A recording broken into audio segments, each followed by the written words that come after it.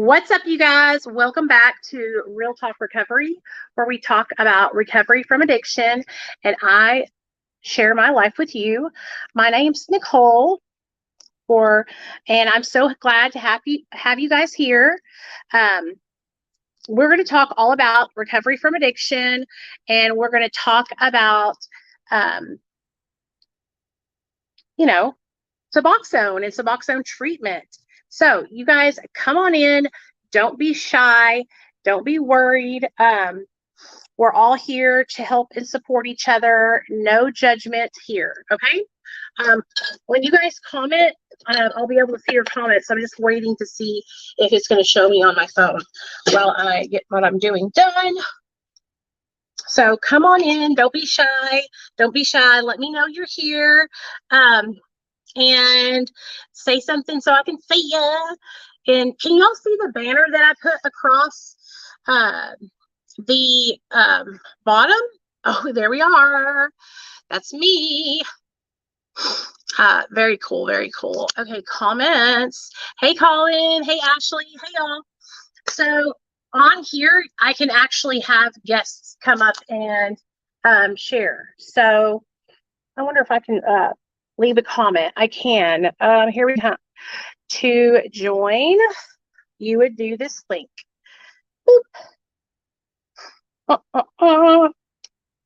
And then comment. Here is the self-recovery link. Self-recovery is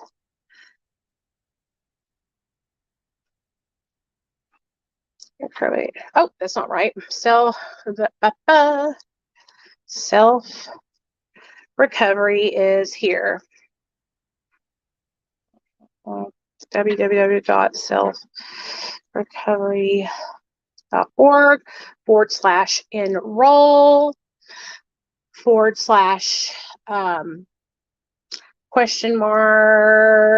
/ equals there. Okay, there we go. So what's up, everybody? Come on in, come on in. Don't be shy, don't be shy. Come on in, come on in. Don't be shy. Okay, like the video, invite your friends, share the video, like the video, invite your friends, invite your friends, invite your friends. So I want to talk about medication-assisted treatment as a form or a tool in your recovery belt. I want to talk about some changes that I'm going to be going through as far as my Suboxone treatment. And I thought I would share with you guys because I have not told y'all yet. It's nothing to be worried about, though. It's something I've been planning for a long time. I just haven't had the courage to do it because I was scared. Hey, Taylor, what's up? Taylor, will you make a video and let everybody know we're live over here on your TikTok account? That would be so amazing if you could do that for me. Because we are going to have a whole meeting. Hey, John. Yeah, text me, I'll send it to you. Or you can look up in the comments. I put the link for self-recovery right there. In fact, I can do it right here, I think. Let me see. Oh, sorry about that. Put your comment on the screen. Just post a comment. Here's the link. I'm going to put it right here. Self-recovery. And then if this link doesn't work, just text me because I have a link that'll work. I think this one is it, so I just want to give it to you now. Okay, /enroll / equals Nicole D77. Okay, all right. Hey, what's up, Sandra? Come on in, everybody. Can you hear me? Hello, Debbie, can you hear me? Can y'all hear me good? Welcome, welcome, welcome to Real Talk Recovery, where we talk about recovery from addiction, and I share my life with you. My name is Nicole. I'm a person in recovery. My sobriety date is July 13th, 2015. And I used to do live streams like this all the time when I first started my YouTube channel, but I stopped doing them because I'm a trader and I started going over to TikTok. Worst mistake of my whole entire life, and I want to apologize to all of my YouTube family. Hey, Nate. Yeah, we're in cahoots, like buddies, like teamed up. What? I want to apologize to my YouTube family because where's the box to Jenga so I can put it up? The box to Jenga so I can put it up. I want to. Oh. No, I want to apologize to you guys because I shouldn't have left YouTube. I should have stayed here the whole time. What? Oh. And I just saw a video of a girl doing a backflip on the smart board. It said Kahoot and there's kids joining. Oh, wow. Cool. Is that cool or good? We're going to go upstairs and I'm going to set up my computers and we're going to chit chat. He should be home any minute because it's after 5. Okay, son? Yeah, go ahead. Hey, Nicole. Okay, Nicole, did you use my link when you signed up for self-recovery or no? Because I need to figure something out. I think that they didn't mark. If you didn't, that's okay. But I think if you did, they didn't give me credit for that. It sucks. Okay, we're gonna sit in Nate's room because I can put the fan on and talk to y'all. Don't look at my double chin. Don't look at my double chin. No, I'm not leaving TikTok completely, but I'm not going to put half the work I put into it like I did all year last year.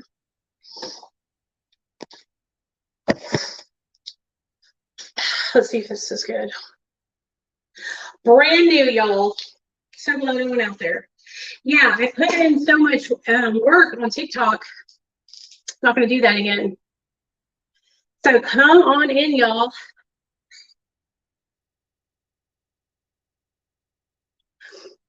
We're going to talk about self-recovery and we're going to talk about Suboxone.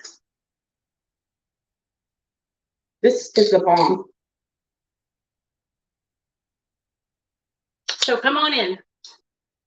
Self-recovery and Suboxone. That's what we're going to talk about. And don't take fun of me, okay? I'm having a good day today. That's why I'm singing. Self-recovery and Suboxone. Nate's having a good day too. Hi, Nate.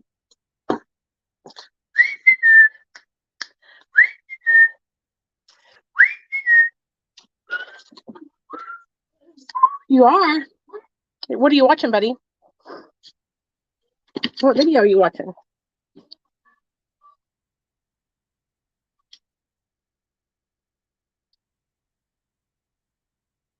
Okay, cool. No, it's okay. I just want to make sure. I'm glad you used it. Thank you for letting me know. And even if you didn't use it, if you didn't want to use it, that's fine. And let me make that clear to everybody. Like if you do sign up for self-recovery and you don't want to use my link, that's fine. Okay. I don't want anybody to feel like they're forced to do it.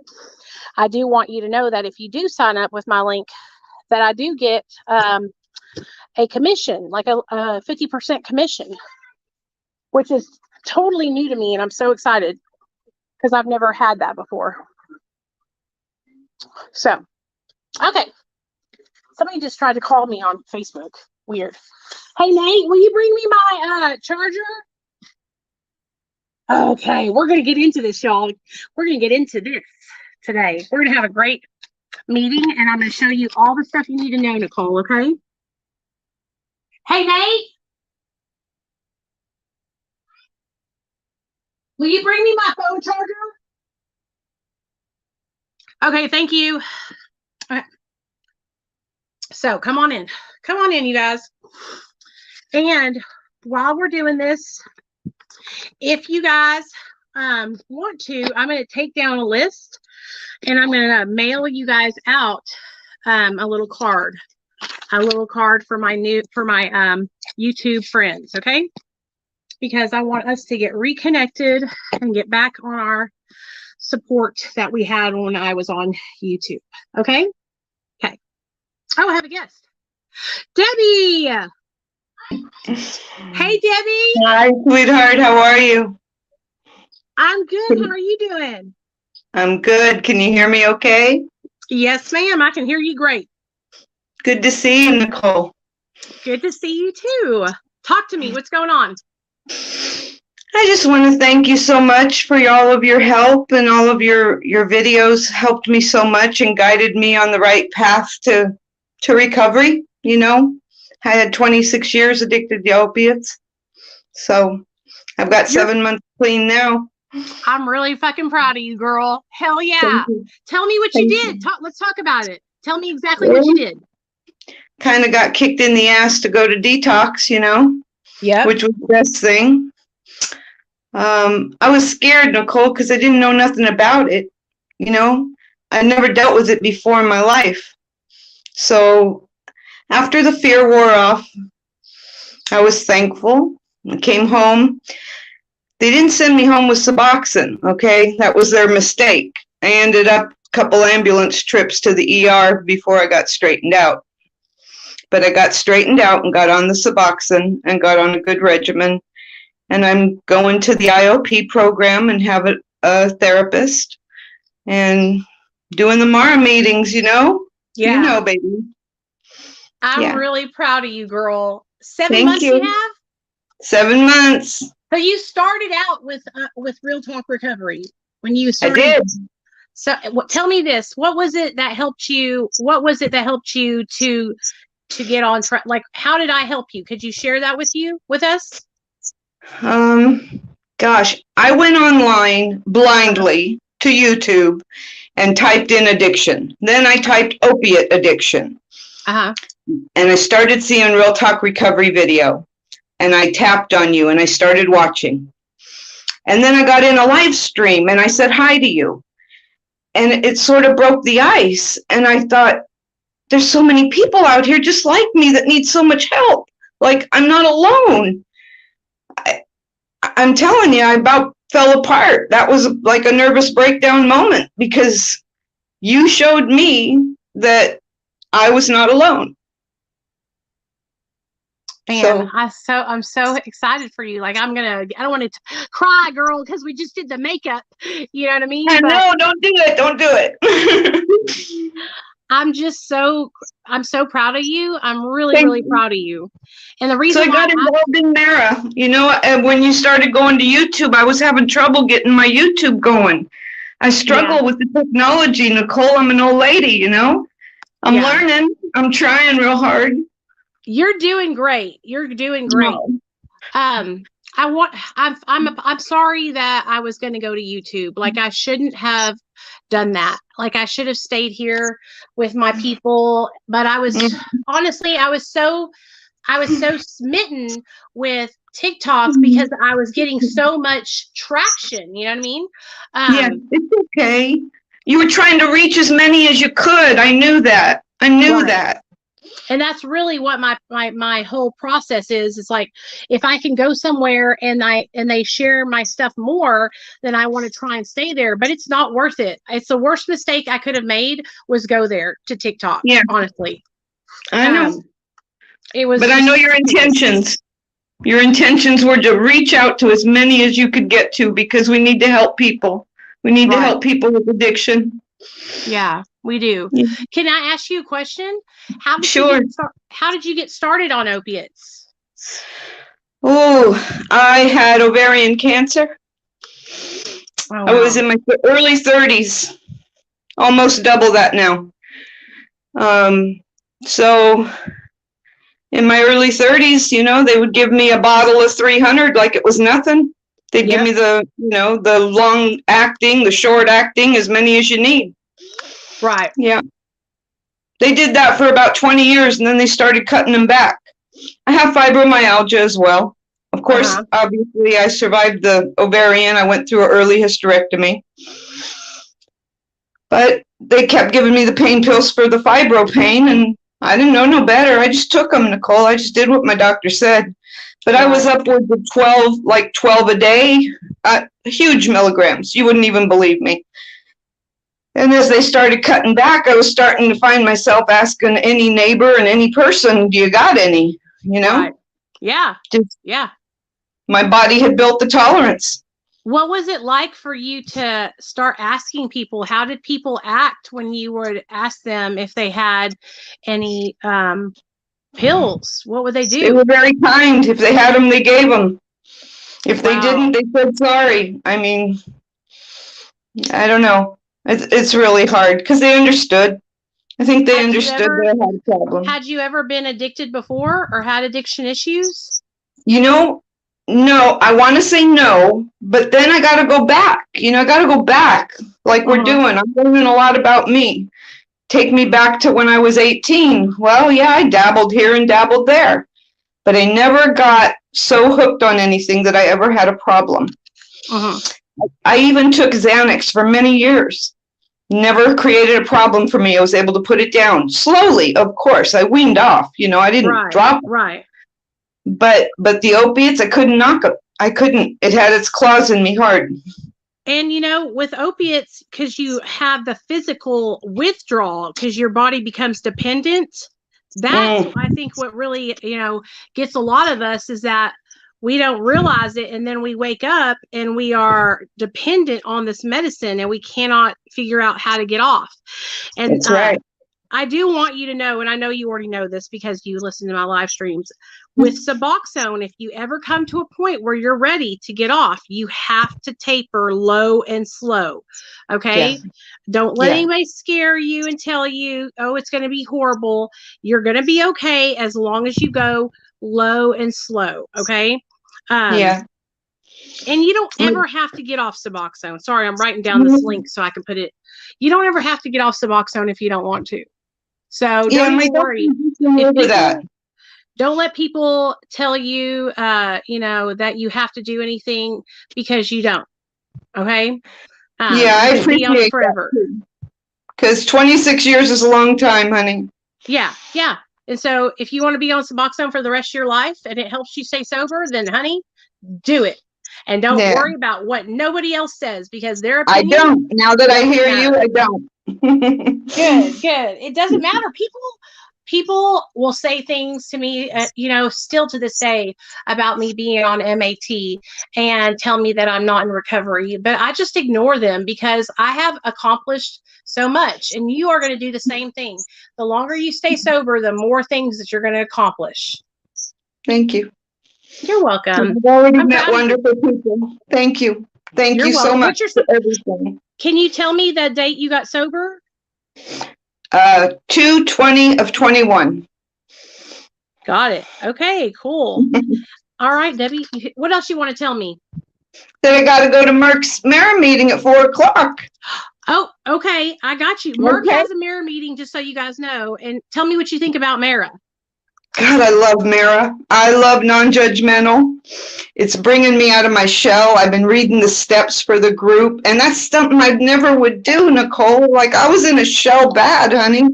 So I'm thankful. I might actually live again, Yeah, you got it. Girl, you got an attitude of gratitude. Like, I'm like loving it. It's kind of rubbing off on me. You know what I mean? I'm so grateful. That's how you gotta be. Thank you. You're welcome. I'll let you get out of here, okay? I love you, sweetie. I love you too. I'm proud of you. Keep doing the damn thing, okay? You call me if you need me. You know me, I'll keep her on. I will, honey. Okay, bye, girl. Okay, you guys are more than welcome to come up and share. If you would like to come up and share. Thank you so much for coming up and sharing, Debbie. I'm so freaking proud of you, girl. I'm so freaking proud of you. That's what it's all about. That's how you do it, y'all. If you're struggling, that's how you do it. You reach out, you get help, you talk about what you're going through. You don't worry about what other people think. It does not matter what other people think, okay? Okay, so let me do something real fast. I want to put this in there because I told you guys I would. The self-recovery thing. I had to write it down because it wasn't coming out. Okay, and then I'm going to show Nicole because she needs help with her self-recovery relapse class. So I'm going to sign on to show you that. Okay, Nicole? Okay, here we go. It is HTTPS and then it's dot, and then it is www.selfrecovery.org. And then /enroll, and then then question mark. Okay. And then Nicole. Oh, question mark. What did I do? Oh, yeah. Equals. Oh, no. Question mark equals Nicole D77. Nicole D77. Okay. That is the self-recovery link. Okay. Okay. Now let's get on here so I can show you guys. Pin this message. There we go. So it's pinned so you guys can find it. Now let's go over there so I can show you how to get to the classes. Nicole, are you still in here? Like I said, if anybody wants to come up and share, there's a link that I dropped in the comment section. I'll put it out there again. It's right here. Boop. There it is. Okay. All right. So, hey, Nate. Nate, will you bring me my charger, please? Okay. The blue one. Hey, Leslie, you just hit the link that I just posted. Hey, boy, mom. Crazy cancer. Mom, you really couldn't just go here. I love you. You're really that lazy. I love you. Hey, Miss T. Miss T. Miss T. Okay. All right. Let me get this charged. Get just plugged in. Okay. What do you got anxiety for? Somebody said they had anxiety for what? Let me see. Debbie. Was it Ashley? Should be just fine. Ashley, I get excited. I think Ashley said, what? I have a question for anyone to answer if they could. I'm having problems getting my subs and we'll have to stretch it out for 3 days. I take 8 milligrams. We'll have to take 2 milligrams for 3 days. Oh, yeah, you'll be okay. I have to do that. I used to have to do that all the time. I know it was very encouraging because I found creators like Nicole and reached out to them. And when they responded, I was so shocked. Oh, wow. Don't be shocked. I'm so happy that you guys are happy. It makes me happy. I've had to stretch out before too. You'll be okay. I promise. Come on up, Leslie. Come on up. What's up, girl? What's up? How's everything That's going? Jaw, right? Yep. Okay, girl, talk to me. Tell me about your daughter, please. Okay. I've been sober myself since 3/30/10. And my granddaughter's here. She's Hi. trying to wave. You said 3:30/10? Yes. All right. And been dealing with my daughter's addiction, gosh, since she was about 15. And in and out, multiple rehabs. I had to learn real quick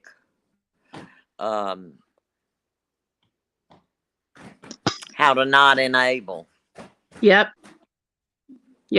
And that was hard. She had my grandson. He's 13 now. And then when she had my granddaughter, who is 7, fixing to be 8 in January, it was to the point her and her husband actually were so bad that 3 family members stepped in and DFACS got involved. They took both children. Well, they took one child, which was my grandson, and he was, I think, 5 at the time, and they took him from school. The baby, Madison was a baby. She was like maybe 3 weeks old. And when my daughter and her husband went to pick them up from school, DFACS was there. The sheriff was there. The husband went inside to get him from, they had like a after school daycare kind of thing program. he went in to get my grandson and was met with the sheriffs and a CPS worker. We call it defects here. Sorry, Yeah. a CPS worker. And, No, you're okay. when he realized, when my son-in-law realized what was going on, he ran and jumped in the car, called his dad, and let her and him left with the baby. So they weren't able to get the baby. And it caused my grandson a lot of trauma because the grandfather went up there and tried to be placement, for my grandson. Sorry, I'm trying to hold this phone right and talk. And they wouldn't let him, and they actually ripped him out of his granddad's arms. And he witnessed his mom and dad pull off with the baby. So for a long time, and still to this day, he had feelings that they wanted the baby and not him. Oh man. So he's been going through therapy ever since to try to deal with that. That was in 2014, and I was working for the local detox center here at that time. I had Oh, wow. 2 years clean. I had 2 years clean at that time, and I think it was 2 years. My memory might be wrong, but I think it was 2 years. Anyway, I was working at detox, so immediately I started trying to see about getting him out of foster care. And when we went to court, my daughter had to bring the baby to court and turn her over to CPS. And I ended up fighting for 8 weeks, going to court every Wednesday to fight to get both children. But I always answer, and I was going through breast reconstruction, and I was a single mom. So they felt like, with what all I had going on health-wise, that they would place the baby with me and place my grandson with the father's mother and dad. So that's what happened. And they ended up, the grandmother ended up adopting the grandson and moving out of state. So they now live in Alabama. But since then, my son-in-law went to prison for an ounce of meth. Damn. He did 6 years. He's 6.5 years in prison. So my daughter lost her children, her home, her husband to prison, all within a matter of months. And that took her off the deep end. Yeah. And I can imagine. I probably would have. Honestly, took- when Neil and I lost Nate, I could have. If he had went to prison or something, I probably would have responded the same way. Like it's hard when you're alone, Yes, and I when I got custody of Madison, I tried real hard to reach out and help my daughter as much as I could without enabling. But family can't help family. It's kind of hard when you're family trying to help, because she rebelled at everything that I tried to get her involved in. She hated. I went at that time. I went to AA. I was a AA Nazi, and I was against Matt. I'm just going to admit it at first, because that's what I was taught in AA. Yep. But I understand. I was too. I was taught the same thing, so I was the same way. For years, I was that. But then I started seeing how Matt was helping. And then the place I worked for started doing Matt treatment. And I was able to see people getting their crap together and living lives, you know, and working. Madison, get out from behind me, please. She's trying to rub my hair and be in this video. That's She's a okay. camera hog. But anyway, she and I tried to get my daughter then to start. I said, come on, try it. Try methadone or try Suboxone. She Yeah. tried methadone and didn't like it, ended up still being high. And when I tell you she was out there, she was out there. There are times, like 3 times I know of, that the only 3 that she would tell me that she got beat, pistol whipped, raped, you know, because she was prostituting, doing what she had to do to keep a roof over her head and keep the drug of her choice. And it was real, real hard for me not to try to go save her because the mother in me was Yeah. screaming, go get her, go get her, go get her.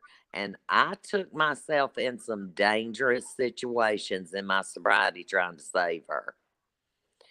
And my sponsor finally told me, you know, you can't. Yeah. She's got to want to save herself. You've got to back off and you've got to give her to God. And Well, I'm going you to tell guys, you, I prayed she for was a on your long TikTok, time. wasn't she? Didn't she come on your TikTok sometime and do videos with you? No. No. For some reason, I thought she No. was on your TikTok before she. Anyways, that doesn't matter. Go ahead. No. Anyway, for years I prayed for her, but I never would pray for God's will for her because I always felt like it might be death, and I wasn't ready to accept that. And about a year and a half ago, I finally was okay to pray for God's will for her. And so I think that was God preparing me for what was to come because he already knew. And on 9/23, well, let me back up before she died. She got it back. She got on Suboxone and she stayed clean for 7 months on Suboxone. And she Really? got COVID. And she had, Oh, damn. yeah, she got COVID. And she go isolate in a motel. I Damn think that was COVID, dude. triggering enough. Being in a motel room again. And I was able to take her Suboxone to her because I worked with the people that were giving it to her. They knew me and they trusted me and they knew I had sobriety.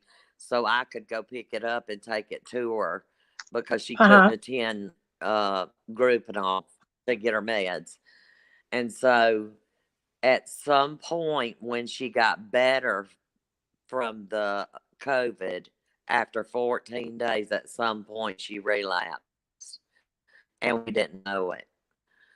And I talked to her the morning of her death. I was supposed to be taking her to get oxygen. Either my mom would take her or I would take her. And my mom had a doctor's appointment, and it just so happened that her appointment was at 3:30, and I wasn't going to be able to take her that day because I had to pick up my granddaughter from school at 3:30. I would be in the car. And so I said, well, I'll pay for you a lift because we had done it before. And like I said, I didn't know she had relapsed. And I sent her $30 for a lift. Well, that was at 10:30 that morning, and her boyfriend came home at 4. and found her in the bathroom. And she had passed away. That was on 9/23, a little over a month and a few days ago. Yeah. And I'm just like, I'm grateful that God allowed me to pray and, have this foundation of sobriety that I have, and to be okay with His will before it happened. Because I'm telling you, if I hadn't had that year and almost year and a half of praying about it, and my faith and my foundation, I don't know what I'd have done. I'm really sorry. You know? I'm sorry that happened. That Cause, sucks, man. but That's I why. find comfort too. Go ahead. I find comfort too, knowing that she went to church that Sunday before she died, knowing that she knew God and she was praying. So I feel like that He knew what road she was fixing to go down if she kept using. And I think He rescued her from her demons and her struggles.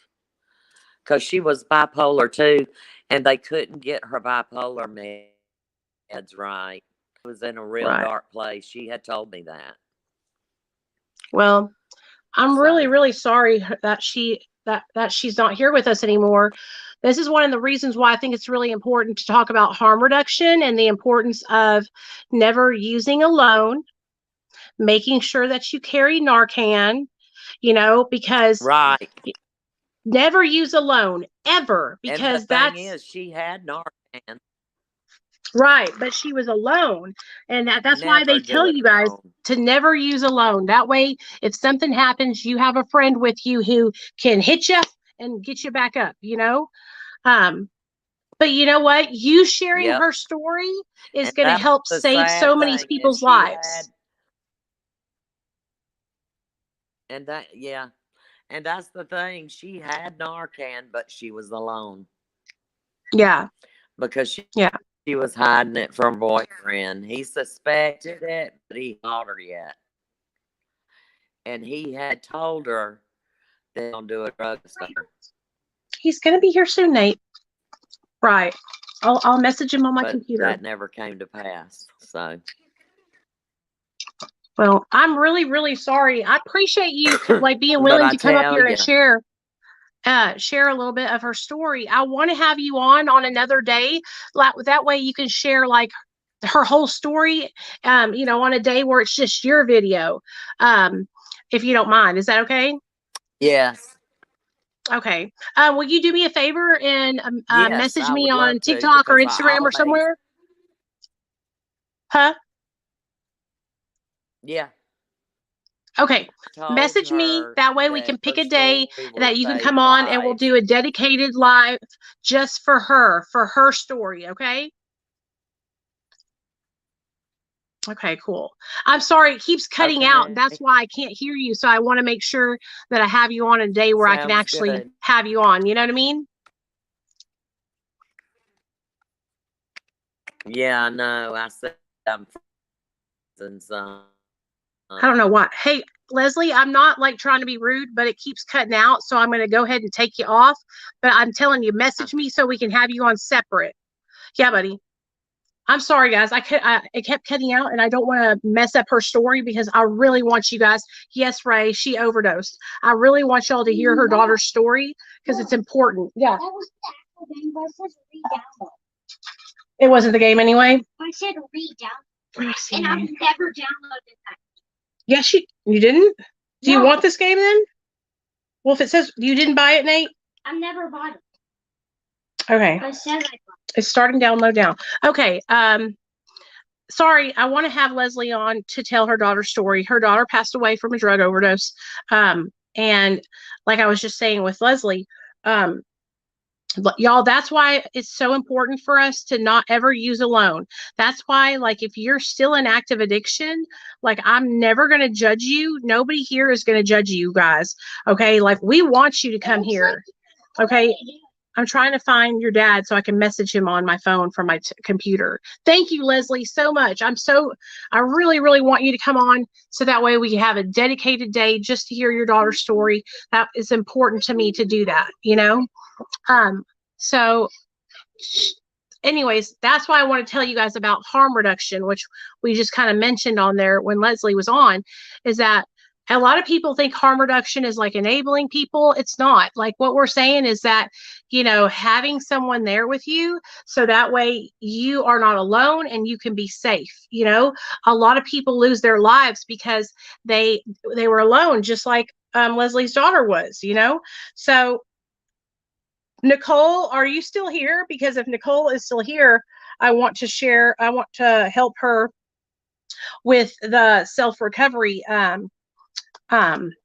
thingy. So y'all come on in and sit down. Let's get to talking. I want to tell y'all, your dad's calling me now, Nate.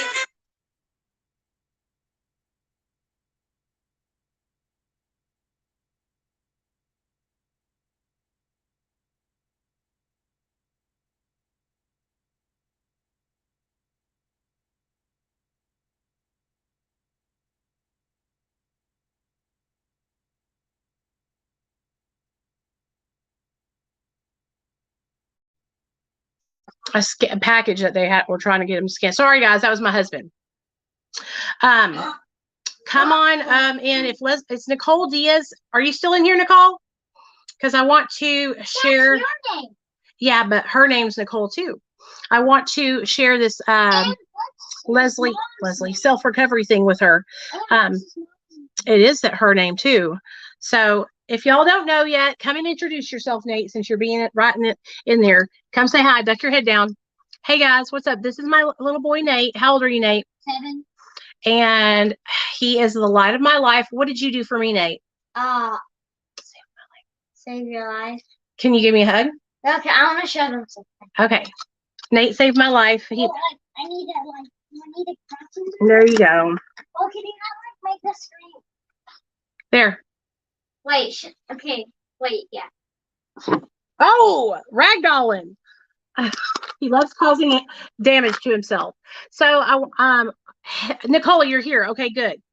Come on in, y'all. I want to show you this, Nicole. Us for I'm trying to share this video, y'all. So there we go. Okay. So post it, baby. Now, Nicole, I know you wanted to know about misunderstood. I know you wanted to know about the how to move forward on the self-recovery thing. So you guys, for those of you guys that don't know, self-recovery is an online recovery treatment program that was built by a board-certified psychiatrist named Dr. Daniel Hochman. I am actually working with him, and why can't I show you the screen? Do I have to do it like this? God blessed. This is just a whole ghetto fabulous situation. Okay, so when you sign on to self-recovery, it says it'll say enrolled courses. Okay, and so what I do is I press continue because I want to go to the courses that I am trying to work through. Okay, and so they have a course tips and pacing guide that you can pace yourself on the tips or on the courses as slow or as fast as you want to do them. Hey, Stoker. So I don't know if you guys can see that, but see how it has right here, Nicole? It says self-recovery full program. Right here, it has all the classes, okay? And so if you are having issues or you don't know where you're at, you just go over here and it'll show you where you go. Okay, or you could hit the next lesson button up at the top that's in orange. Okay, you can't skip around. You have to do the courses in order. So for example, what courses have I done? Okay, I'm on stages of change. Okay, let's go to stages of change. Okay, I don't know if y'all can see that or not. Stages of change is where I'm at. And I just go right here, and then of course listen to the video, because that's what it does. It teaches you with the videos. Okay, so pause that, and then it tells you the 5 stages of change, and then you get a music to listen to that you get to relate to the experience. I remember this game. It's where you could go on there, but you have to download the game, and you already downloaded a game for $1. Okay. You're downloading a game and then downloading another game. Okay. So that is how you do that. Okay. And then there is a complete and continue button on the side. And so I need to catch up to you. What lesson are you on, Nicole? So I can catch up to you and we can go to do it together. Complete and continue. So Suboxone, let's talk about it. How many of you guys utilize, which of the 5 stages of change are you in? How many of you guys are on Suboxone?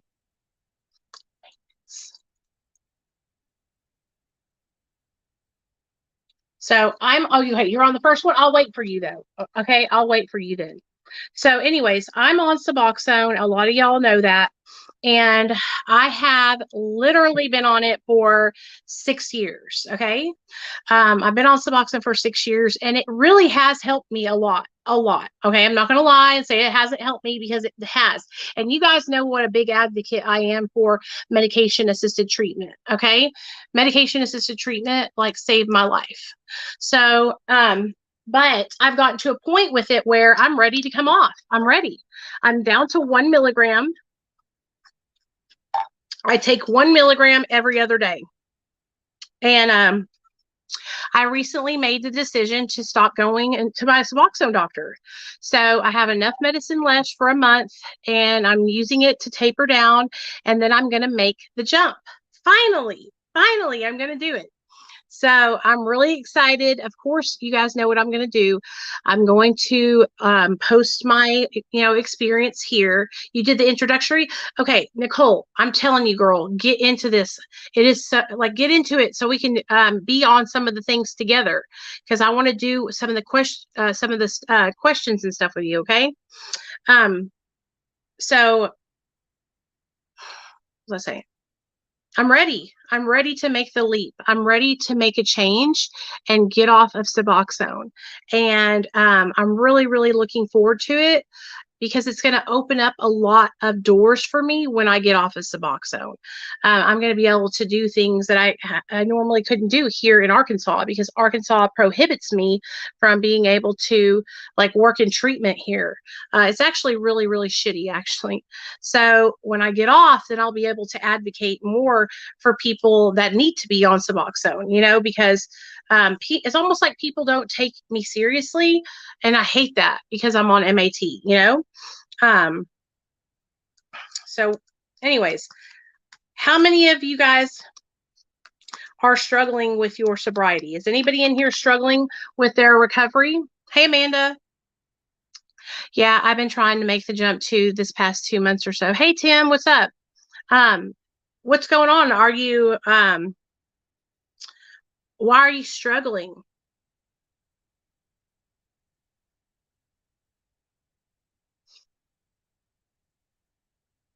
Why are you struggling? Oh, here we go. Got a guest.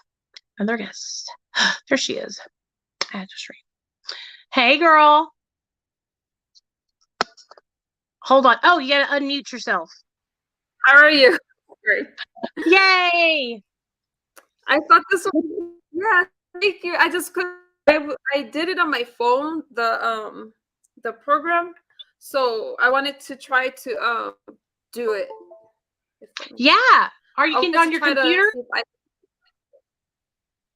I'm on a computer with you, but I was logging on with my phone. Should I not have done the program with my phone? I mean, you can. You can. That's fine. Program, I like it better on my computer because I can see it on the screen, and it just when you open it up on the computer, it's just like you see so much more of the options and everything. You know what I'm saying? Also, like when you go up to the beginning of the program where I was showing y'all at the beginning, it shows you like these handouts that they give you, which I think are freaking amazing. It's like a relapse prevention handout, a pacing guide, just like all kinds of really like useful things that I think are very useful. And so if I were you, what I would do is when you go and you do the courses, sign on your computer, type in your name and your password and log in so that way you'll have it bigger on the screen. You know what I mean? Sorry, I just shared your link. It's okay. Tell me what's going on with the way you're feeling about relapse and everything like that. Okay, well, I have 8 days today clean. So, yeah. That's amazing. And I heard the oh wait, I have an echo. Am I still echoing? Okay, no. And I wanted to just say that I don't know why I'm echoing. If you hear an echo, I'm sorry. I don't hear one. Okay. Well, it helped me a lot when I called you and when I messaged you and told you that I was having trouble and I had relapsed, and I was really discouraged because I started to try to talk about sobriety stuff on my channel, but it was hard because I keep relapsing. You have a channel? Hold on. You're not going to just graze over that. You have a channel? We got to go look at it. Okay, hold on. Let me see. Is it misunderstood? Yeah. Hey, we're going to find you, girl. Let's see. I'm so excited. But I have to tell you that I started it before I got sober all the way, so I'm struggling. But I'm gonna design it so it's just recovery type stuff, because I think that the other channels, they don't really talk about the beginning. Well, I love your channel. I'm always sharing your channel, always.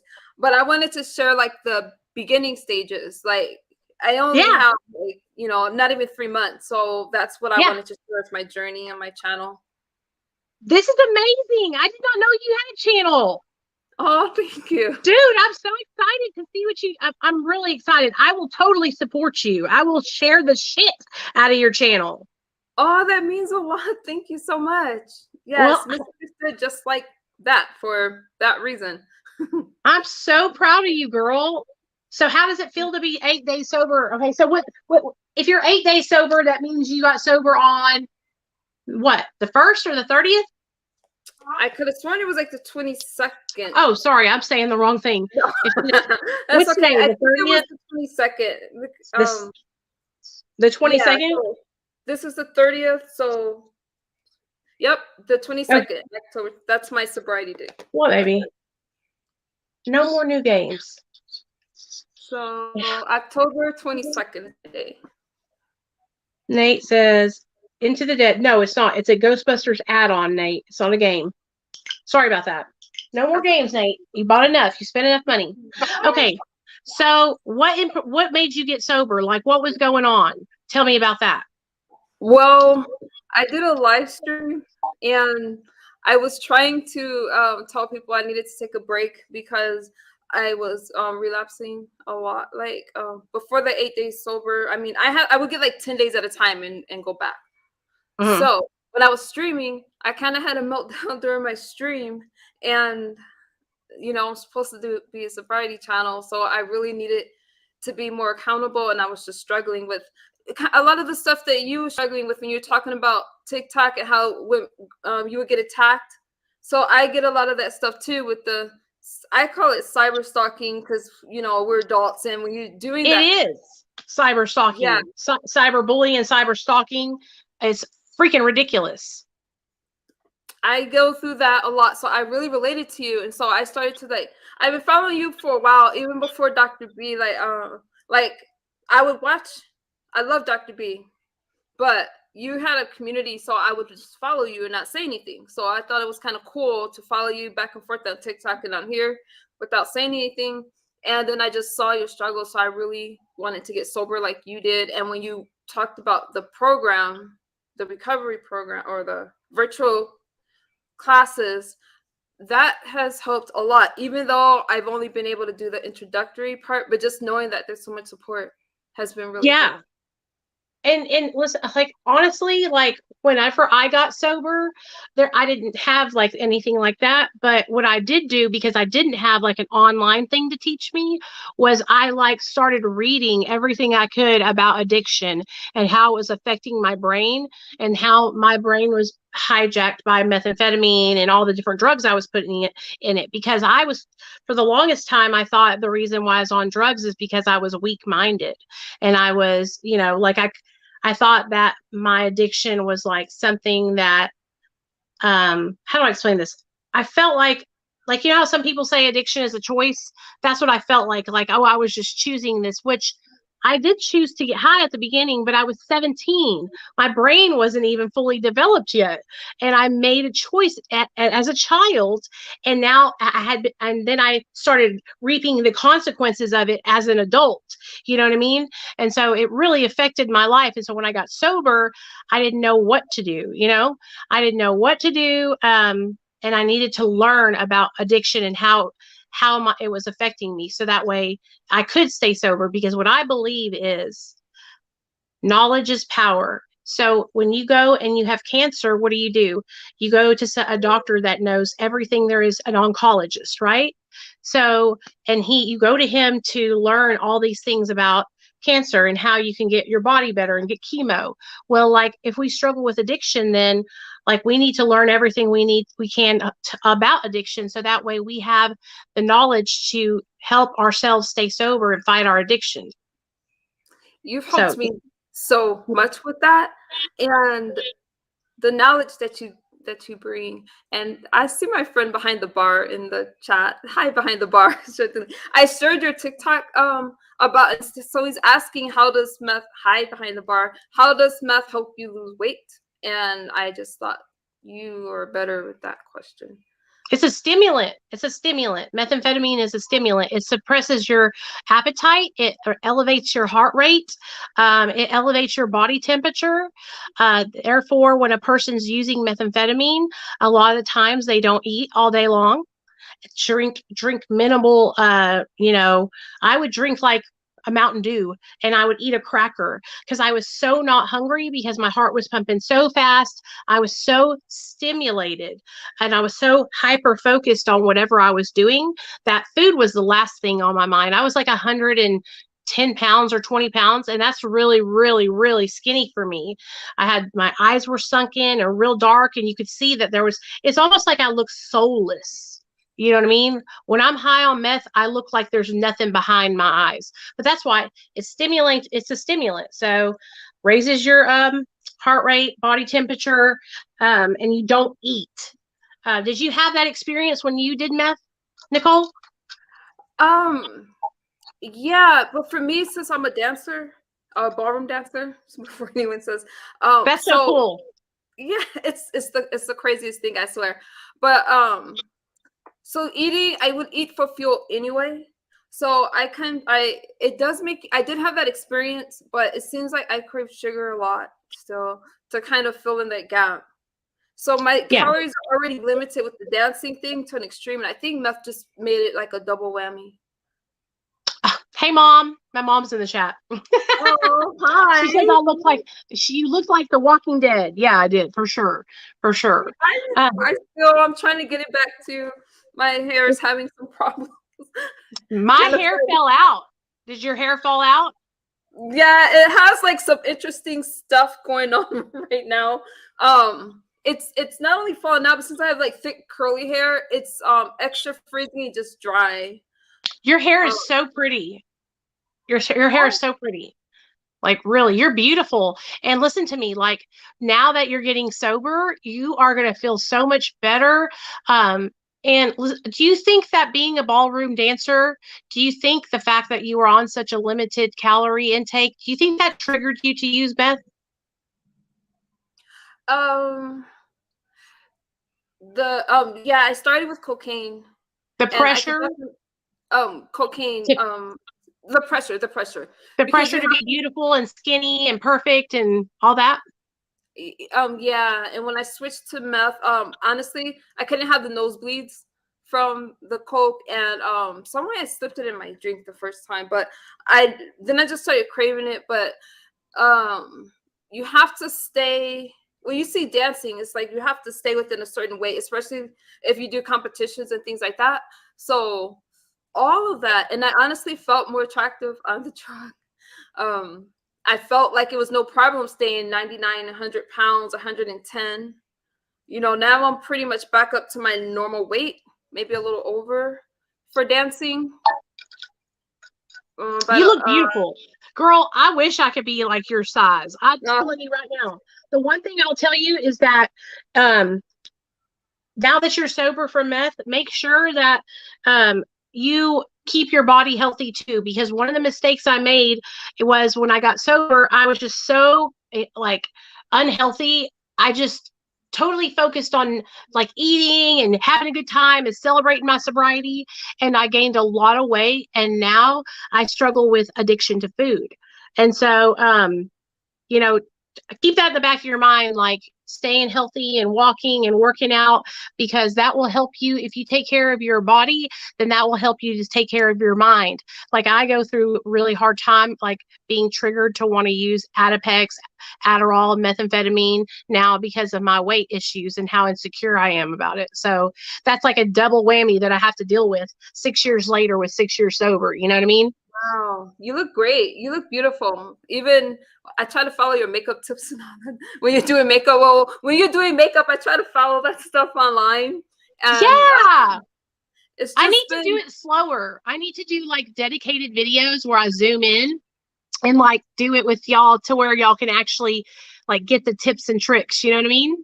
I think that would be awesome. I need a how you say pick me up.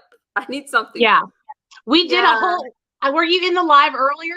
I did this makeup look with everybody. We did my wings and everything together with everyone. I tried, but look, this is how far I got. Like I tried, but that I couldn't get. Yeah, I'm so plain. But I definitely want to. That right now, those classes have me so busy. I mean, I've been watching the same one again and again. But I've got to tell you, this virtual thing, for me, even though I'm having trouble explaining it to people that ask me about the program, has been just amazing, kind of life-changing. Just the information that's in there. I couldn't believe the things that I was struggling with on my own, and listening to, I forgot the doctor's name. Dr. Daniel. I cried when I watched the first couple of videos of it because it made me emotional, because I like actually felt like even though I have been sober, like I felt like because I'm actually doing the courses that I'm like recommitting myself to my sobriety. You know what I mean? And you have 6 years you have under your belt already. So that's just amazing. I feel, I mean, number one, I felt pretty hopeless after the last relapse because I let a lot of people down, and it was so, not only was it public, but I never had my family turn away from me. I know they've always been there. So what happened with your family? Tell us about it. Well, my family just felt like, I guess, a lot of the enabling thing, like my family would just bail me out of stuff. I never really thought about it. I mean, I would send my daughter there if I needed to check into a place. And when I decided to check into a place, my family said no. And so I just never really thought that would happen. And so I felt stuck. They just said that a lot of things I shared publicly, like abuse, and I talk about it all on my channel. So they just believed in a more private lifestyle. But I feel like if you're going to talk about sobriety, you got to talk about all of it. Like even like why you started, my family didn't want me to do that. So they're hurting right now. But I always thought that they would take my child. And when they decided not to, I felt really, really desperate. I think when I messaged you, I was pretty much on my I was pretty out of it. And so when you just talked to me and just told me to keep going, and then when I signed up for the classes, it was just really helpful. So I just want you to know that it just, it really made a difference. I'm lying there and I honestly couldn't even get out of bed, Yeah. A lot of friends left, and you just they're in the up right there. Aren't they in there? Sorry, Nate's talking. Are they right there? Oh, and then your pants are in the bottom drawer. You Oh. open your bottom drawer, shut that one up there. So that drawer right there you have your hand on is long sleeve shirts, and then pants are on the bottom. You just made me close the one with the pants. Pants are on the bottom then. Why did you make me close Sorry, it? pants are on the bottom. Then there. He's so cute. Yes, they do. I went through all your pants to make sure they do fit you. Do these? Yes, they fit you. I went through all your pants to make sure. I'm about to share this. Okay, man. So your mom and dad and them, they don't want you to share your journey, is what you're saying. They don't want to share the number one. When I go home, they don't even say that I'm using it. I can lock myself in a room, and I love my family that, but they don't say anything. They'll just bring me food all day. And Listen to me. Listen to me. My husband's mother and father were the same way. It was like this big secret that nobody could know. And when we would try to talk about it with what's going on with my husband, my mother-in-law would get so upset and say, shh, shh, shh, don't tell anybody, you know, or nobody needs to know. Like they were embarrassed. They were ashamed because we struggled with addiction. And I'll tell you right now, that has really kept my husband hindered. It hindered his sobriety because he was always told not to talk about what he was going through and to kind of just like handle it on his own. So he's never reached out for help. He's never like really went through any kind of treatment program and actually stayed through the treatment program. And so he really struggled for a really long time. Now me on the other hand, my parents were super open about my addiction and my mom would reach out to anybody that was to let them know like she was struggling and she needed support because she didn't know what to do with me. She would have friends that she could talk to. She would meet people. She went to Al-Anon. And so I'll tell you this, man, like I know that you probably feel bad because they don't want you to share, but like that's because they're sick too. You know what I mean? They're used to having you be like kind of like a scapegoat almost, like Nicole, she's just, you know, it's just what she does, you know what I mean?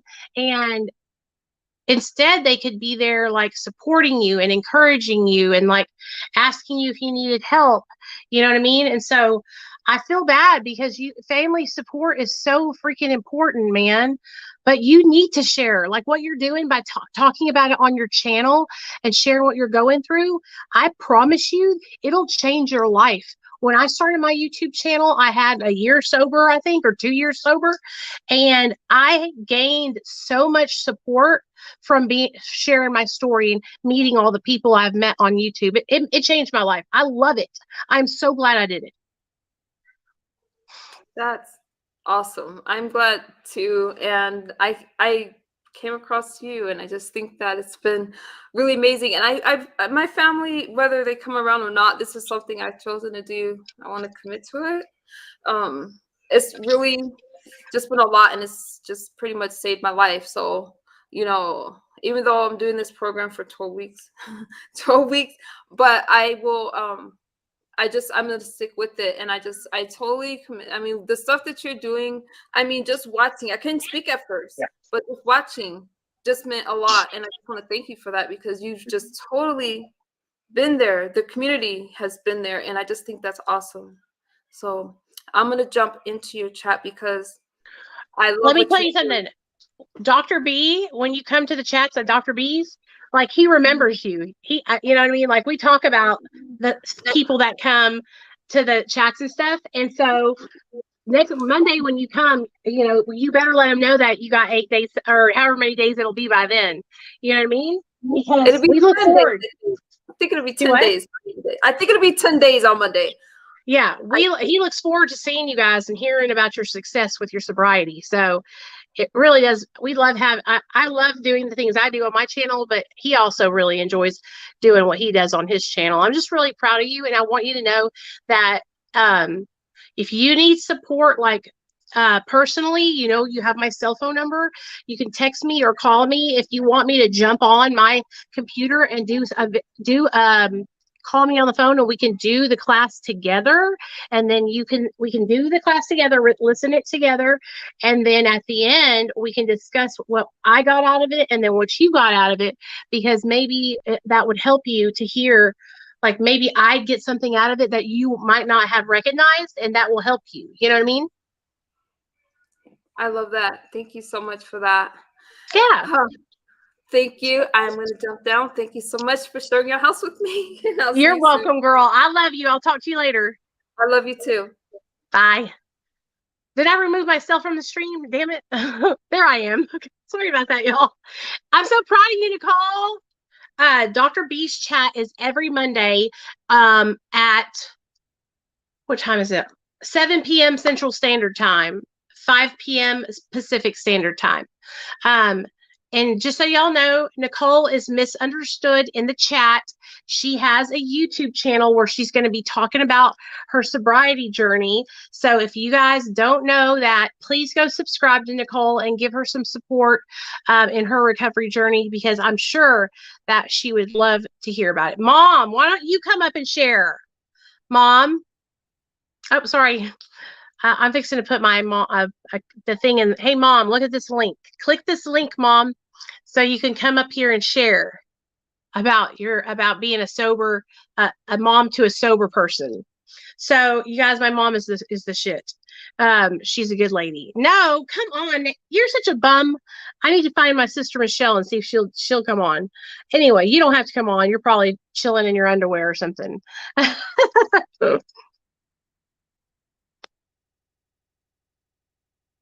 Oh, you have to disclose that you're on Suboxone for a urine test, like for a job. So most drug screens that you take for a job, I think they're 12-panel drug screens, and you have to specifically test for buprenorphine on a drug test. They have to, it's for a job. Let me look at something. Hold on just a second.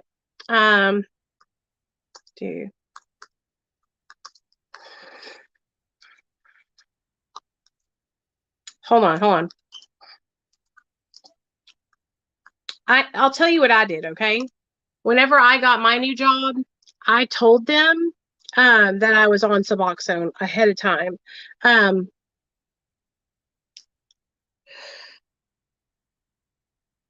don't know if they test for Suboxone. I think you have to specific. Here we go. Buprenorphine is the active opioid component contained in Suboxone, so it is possible for Suboxone to show up on a 12-panel drug screen. There's usually a detection period for Suboxone on a 12-panel drug test, with the National Alliance of Advocates for Buprenorphine stating that the drug can typically be detected for 7 to 10 days following last use. So, okay. There could be a chance that they use a drug screen that tests for it.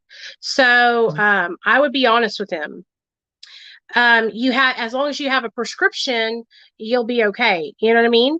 It says even if it was tested for, you have a doctor's prescription saying you should take it, so it shouldn't affect anything. So yeah, Dr. B's chat is here on YouTube on Monday nights.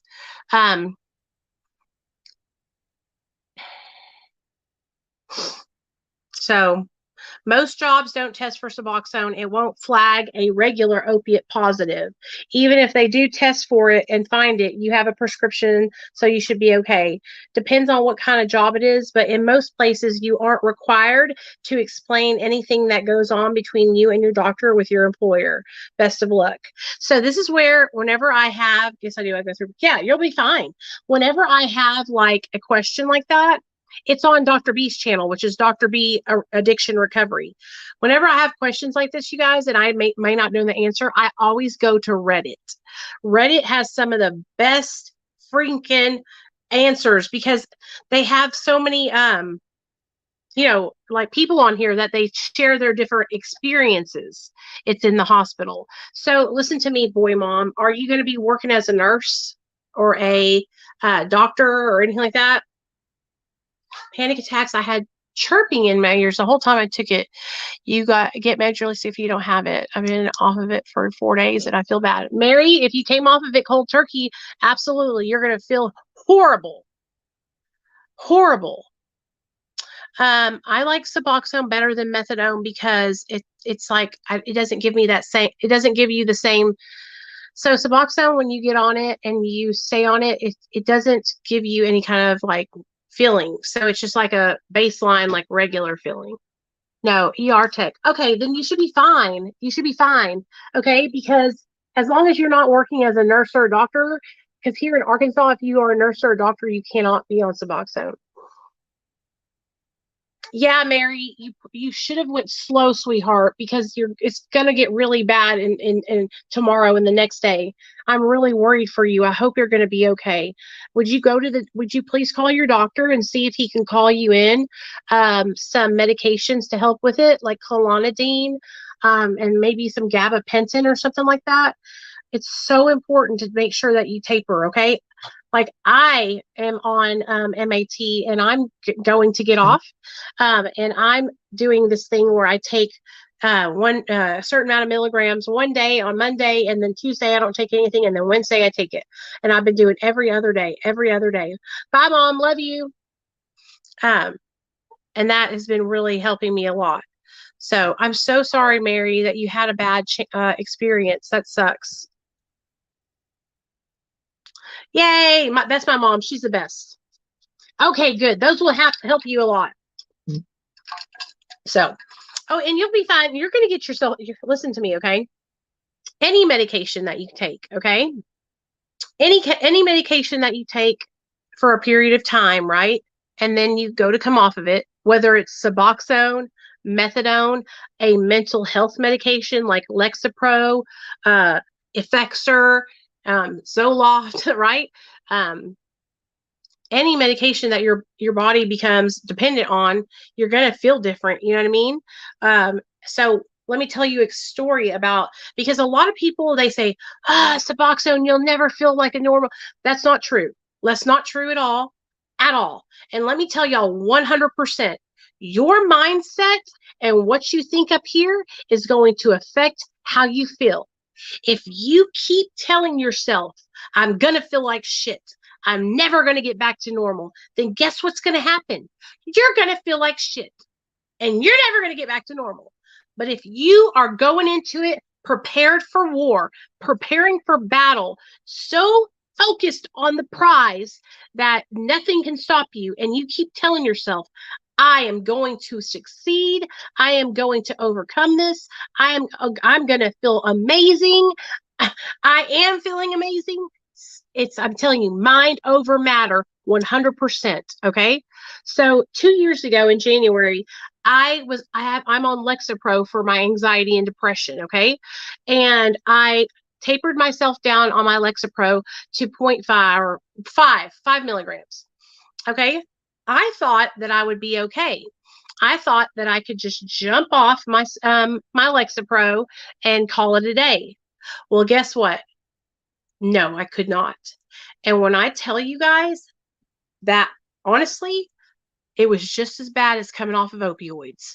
All right. My head felt like it was detached from my body on a string, floating up in the air like a balloon. Okay. My eyes kept doing this shaking thing. I felt so horrible. And then not only that, but it was affecting the way I thought in my mind. You know, like I was having suicidal thoughts. I've never had suicidal thoughts. So I'm telling you, like any medication that you've been on, you got to make sure that you taper so that way you'll be, be okay. But you're going to be okay anyways. So, anyway, what else do we want? So what else do y'all want to talk to me about? Okay, so if I hadn't got on medication assisted treatment, I wouldn't be sober today. Okay. It was horrible, right, Tim? And so that's what I'm trying to not make people, but help people to understand that mental health, this is MAT is just like a mental health medication because it's helping us treat our disease, which is it's part of our mental health, right? And so anytime that we take something over a period of time, we have to learn, we have to taper. So you can do this. Don't get discouraged. Don't beat yourself up. If you have to go back up for a little bit on your dose, that's okay, and bring it back down. Anytime. Yeah, you can come up here, Heavy Tones. You can come up and share. Here's the link to share, okay? Anybody can come up and share, just so y'all know. I wouldn't be alive if I didn't get on Matt. Amen, sister. Amen. Mary, you don't listen to me. We need to pump Mary up, y'all. Mary, you don't hate yourself, girl. You're just having a bad day today. Okay? Don't worry. It's going to be okay. Don't beat yourself up. All right? Don't beat yourself up. Yeah. So one of the things that I teach in that relapse prevention class, you guys, that I did the other night, is that if you want to stay sober and you want to prevent relapse, one of the most important things that you can do is to make sure that you have a correct mental health evaluation. So that way you can make sure that if you need to be on any kind of medication for depression or anxiety, that you can get that taken care of. A lot of people avoid their mental health and they are afraid to treat their mental health, but that is going to help you stay sober. So you have got to get that mental health taken care of if you want to be able to stay sober. Okay.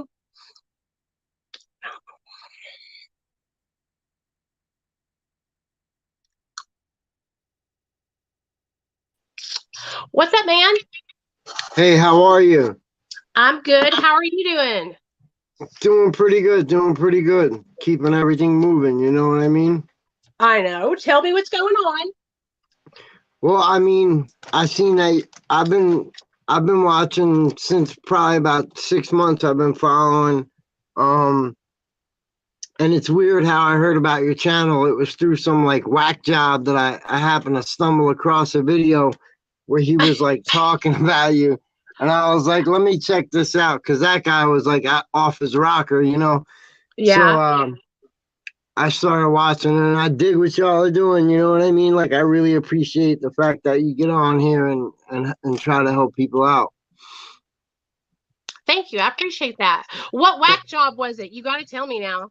Oh, come on.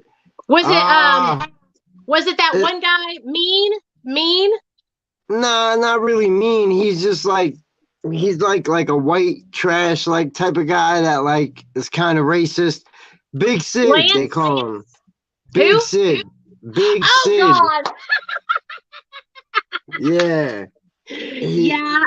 I don't know. He acts like one channel. He acts like he's like kind of like not straight. You know what I mean? And then another channel, he acts like a prison guy. Yeah. So I know it's like a comedy thing, and like he is a little bit funny sometimes, but he's a little too like borderline racist for me. Yes, he is. He is. Yeah. Yeah. But I have seen then that too. I started checking in with like you and the other girl. What's it, Jessica?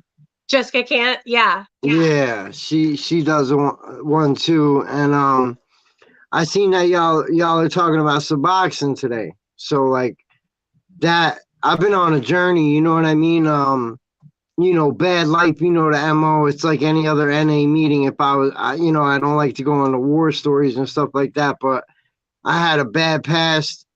I went to jail and did like a year, a pretty long bid, and I got work released through the jail. I found like a real job.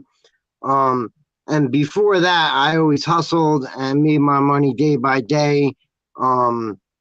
Did door-to-door sales for like a hot to hide my business, you know what I mean? And I had a rough life. Like, I lost the only girl I cared about, my 2 kids for a minute.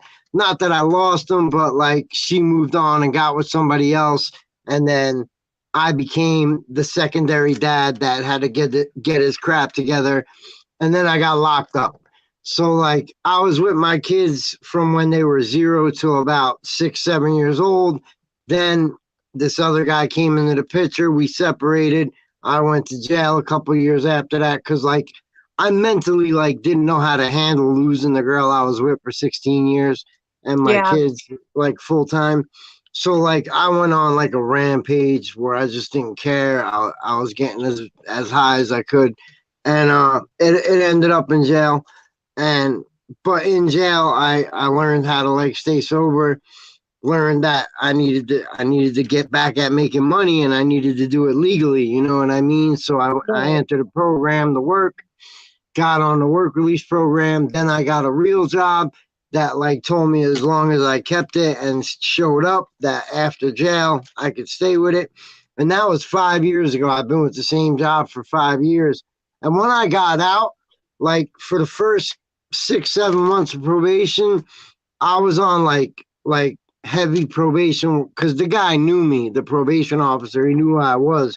So he was like, yeah, I got to check you like every 3 days because you know how to get around, you know what I mean, passing piss tests and all that. So I was on like intensive where he would just show up at my work, pop up, you know, call me in at any time.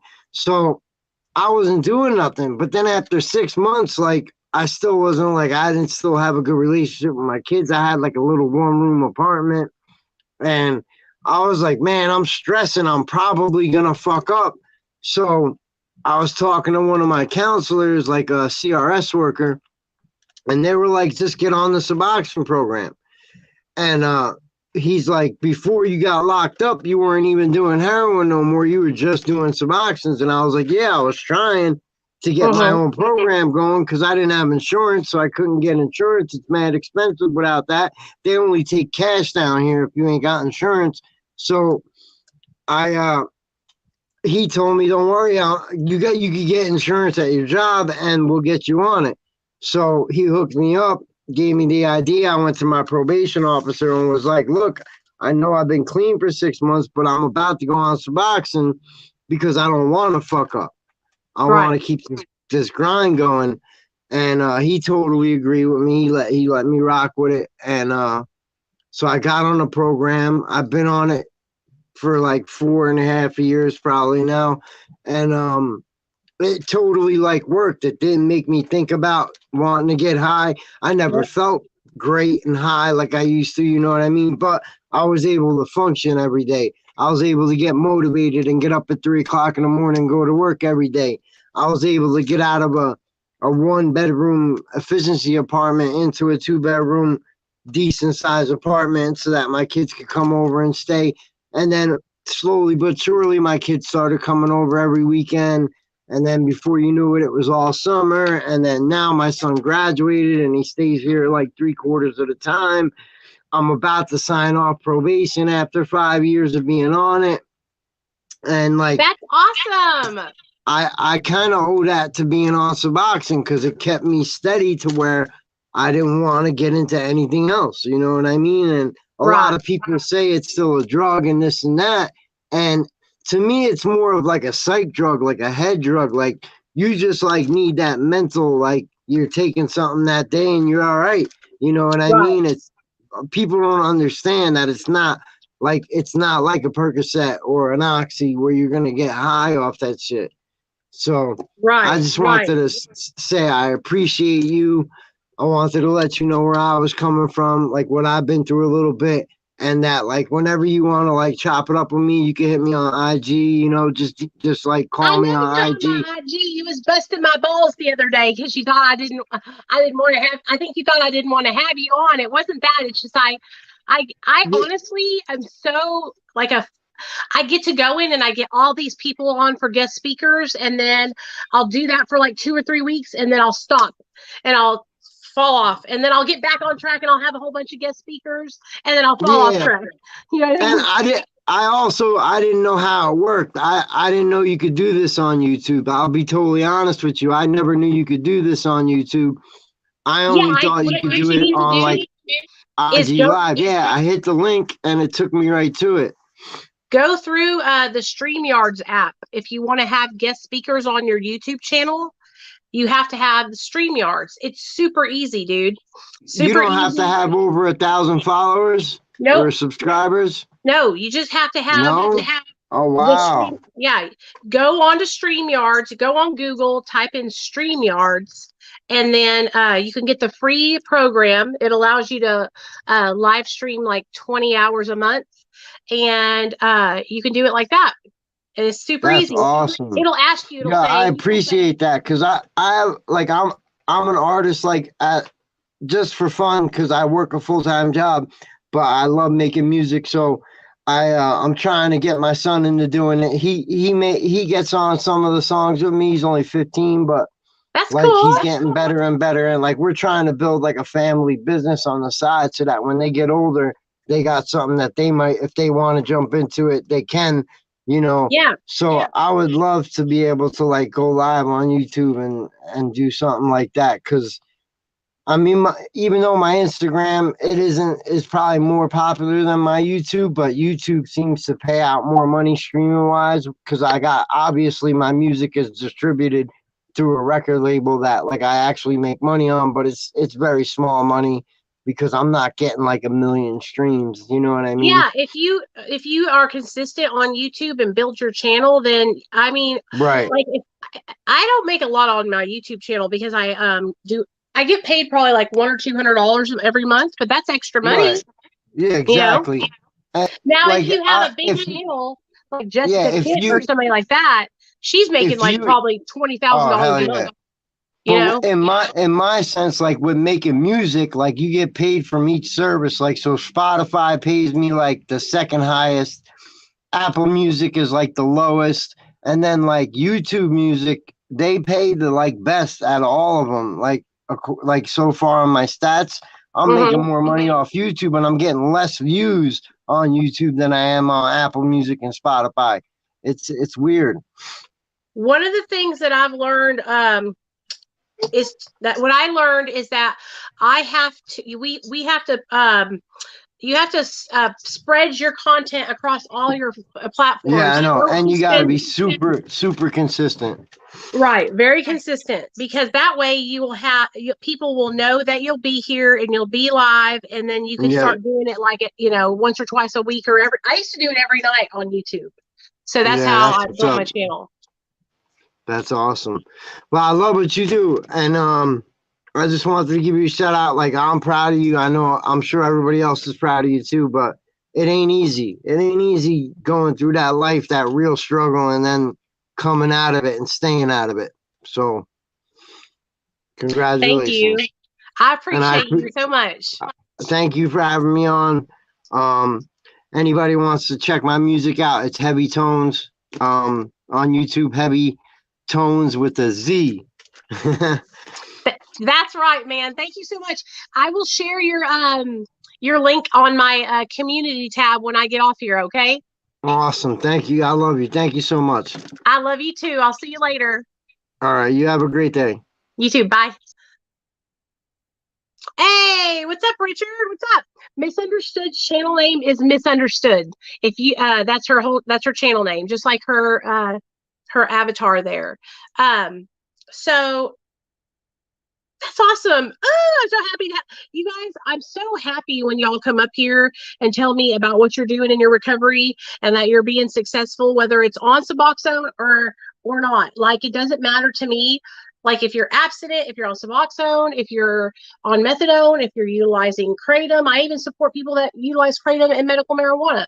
Whatever works for you, I support you. Hey, Richard, what's going on, man? Are you doing okay? As long as you are happy and you're thriving and you're staying sober, I support you. And here's the thing, you guys, everybody's recovery is different. Sorry, I have psoriasis and I'm picking at it. Everyone's recovery is different. Shit. And so what works for one person might not work for the other person. And so I used to be like really kind of not that I wasn't supportive, but I didn't understand other pathways, Hey, Renee. And so now I understand, other pathways, and I try to support everyone where they're at. And so, yeah, I hope you guys know that whether you're on Suboxone or not, I'll always support you in your recovery. And you guys, anybody can come up and share. Here's the link if you want to come up and share.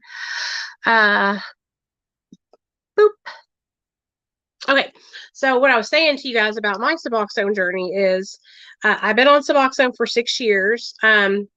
It's not a bad thing. Suboxone has saved my life. Okay, it saved my life. I wouldn't be here today if I hadn't got on Suboxone.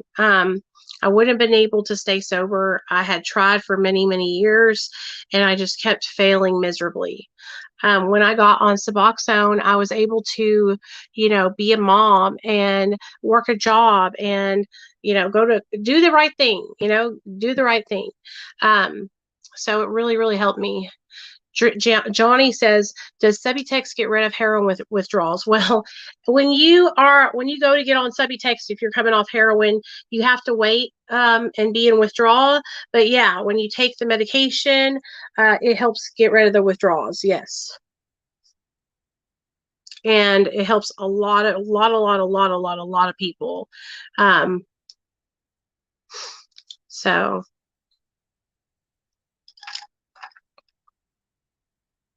you're 16 hours in.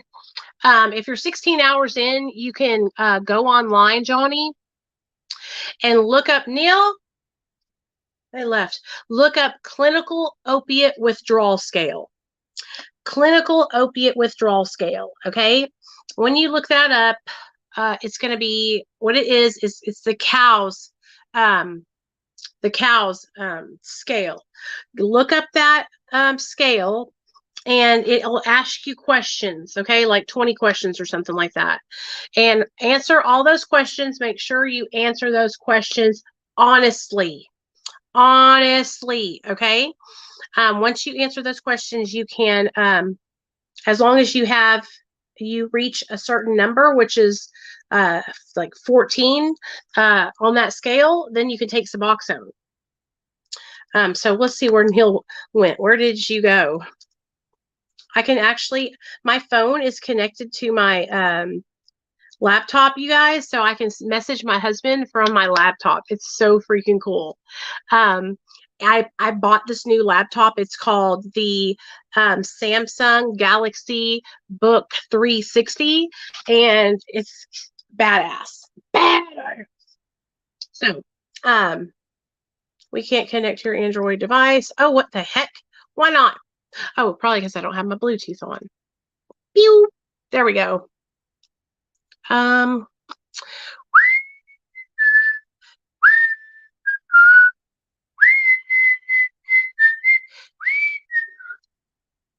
Clinical opiate withdrawal scale is what it's called.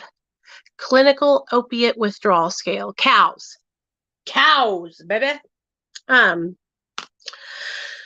So, yeah, what do y'all want to talk about? Y'all ask me anything. Or do you guys want to come up and share? Tell me what's going on.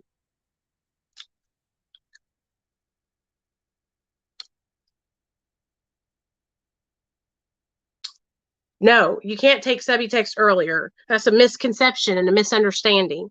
The active ingredient is buprenorphine.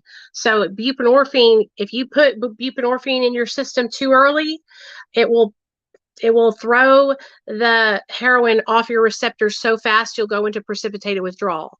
Okay? Don't do that.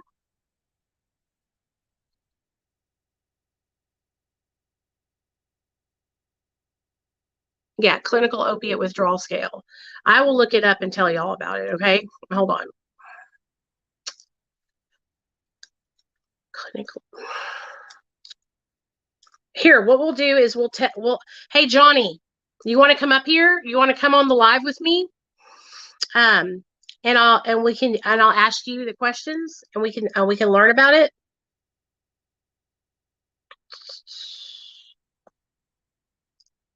Open. Okay.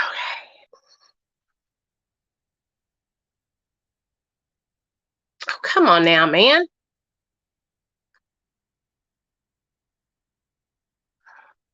What's today's date? The 30th? Yeah. Okay, here we go. Okay, well, listen to me, Johnny. I'm going to ask you these questions, and you're going to tell me the answer, all right? Are you ready? Okay, here we go. Johnny, what is your pulse rate? Is it 80 or below, 81 to 100, 101 to 120, or greater than 120? What is your pulse rate? Then the next, and you get that, and then I'm going to talk about the next question. The next question is, over the past half hour, have you had any chills or flushing or sweating? 80 to 100. Okay. Okay. So that's a 1. Okay. Have you had any chills or sweating? So 0 is no report of chills or flushing. The second one is subjective report of chills or flushing. Number 2 is flushed or observable moistness on the face. Number 3 is beads of sweat on the brow. And number 4 is sweat streaming off of the face. Which one is you?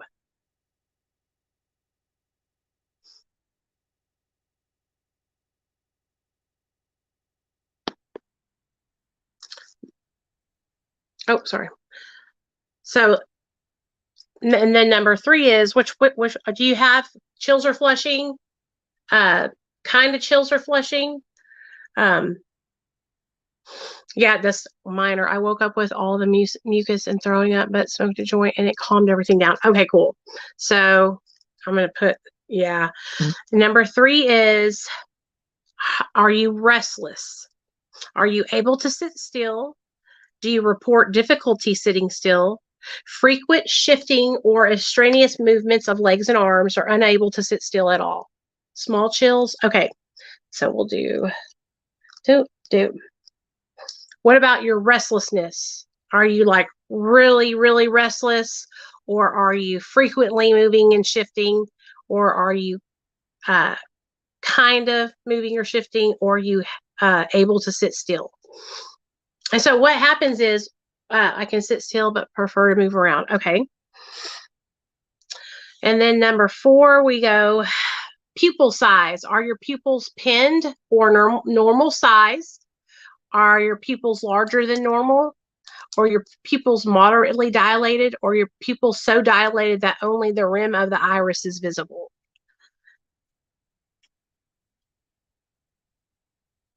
So these questions, they give you a score at the end of this, you know, and that's how you know that you can take the medicine, and that way it'll be extra safe. This is how larger than normal. This is how the doctor does it. Okay. This is exactly how the doctor does it. Bone or joint aches. Are they not present?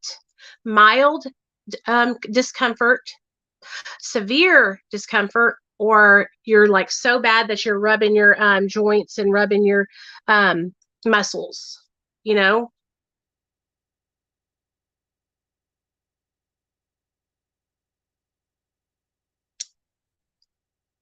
And then the next one is running nose or tearing of the eyes. Is it not present? Nasal stuffiness or unusually moist eyes, nose running or tearing, or nose constantly running or tears streaming down the cheeks. Minor. Okay. So not present, nasal stuffiness or unusually moist eyes, nose running or tearing, and nose constantly running.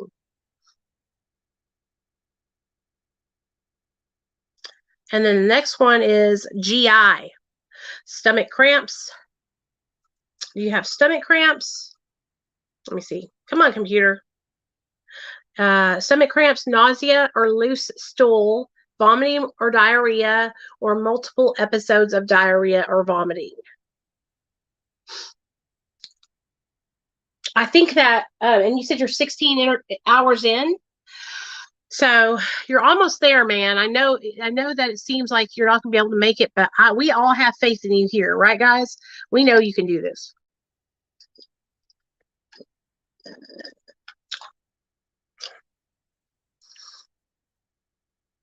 Okay, stomach cramps. Okay, what about your nasal runny nose and all that? Do you have a runny nose? are tears coming out of your eyes? Is it like really bad, or is it like just stuffiness and unusual moistness of your eyes? And then what about tremors? Okay. Like your hands shaking and the way you feel on the inside. No tremors. Tremors can be felt but not observed. Slight tremors or gross tremor or muscle twitching. So nasal stuffiness. And then tremors. Okay. And then you're almost like, look at me. What about yawning? Have you been yawning once or twice, 3 or 4 times, or several times?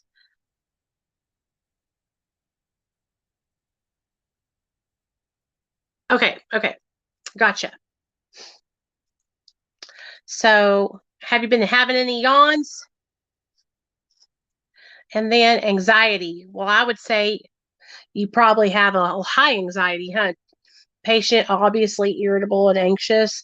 And then goose flesh. What about what about chills? Like, what are they called? Goose pimples. What are they called? I don't call them goose pimples. Yawning decent amount. Good. Okay.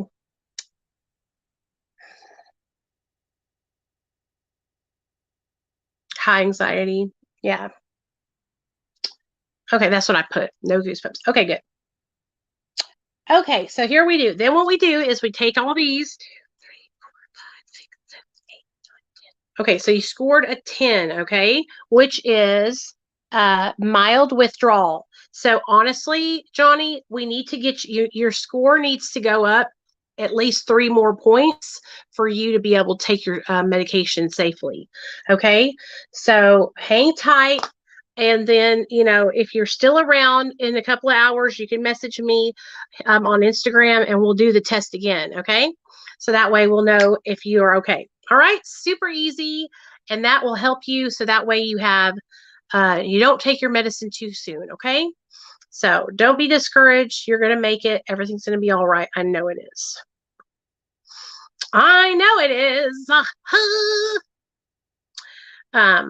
It's just hard because right now you're alone and it feels like it just feels like you're all alone and that you're not going to make it. But you know what, honey? You're going to make it and it's going to be just fine. And you're going to overcome this. So don't even be tripping. Okay. Don't even trip. Don't even worry. You're going to be just fine. So I know because I've been there. So don't even worry. Delete file.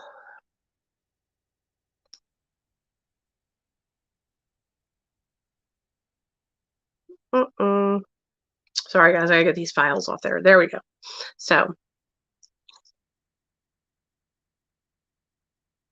yeah, you call them goose pimples, girl? Ooh, that's weird. I don't call them that. I think it's so weird. I don't know why do people call them that? That's so crazy to me. Yeah. I work for a doctor that does Suboxone treatment. So a lot of the times I have to be people's supportive service that are coming off of MAT or coming off of heroin and getting on MAT. They call I go through their withdrawal with them. I go through their withdrawal with them. So they get my phone number and then they call me and then I help them through their withdrawal.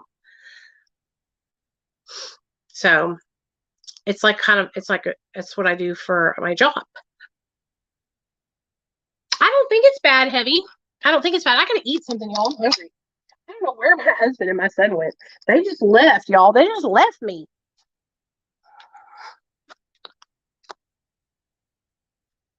I don't even know where they went. I'm starving. Yeah, don't get discouraged. You're going to do great and you're going to overcome this addiction and you're going to feel amazing and all better. I think my son begged my husband to take him to the the abandoned house that we were telling y'all about. He wanted to go there so bad.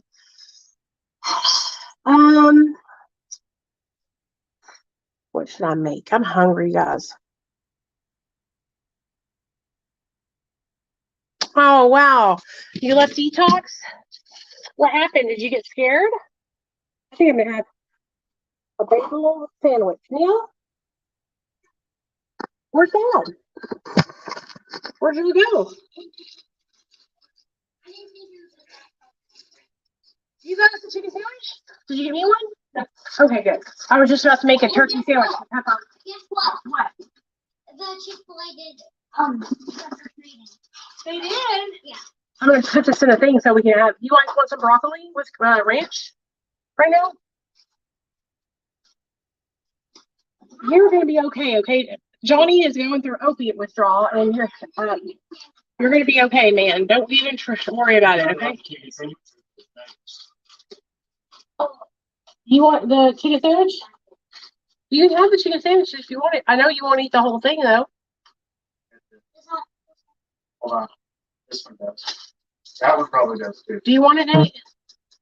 Are you I sure? got another 12 thing. Okay, there. Full thing of it? Okay, good. Yeah. Having support, you guys, do you need a plate meal? Do you want some ranch and broccoli with me, Nate? No? Okay. Having support is so important, you guys. I'm telling you right now. Like, Neil, do you want some broccoli with ranch? Okay. You're eating a root beer float? Yum. Yay. I have all kinds of good stuff I bought at the grocery store so we can have actually vegetables.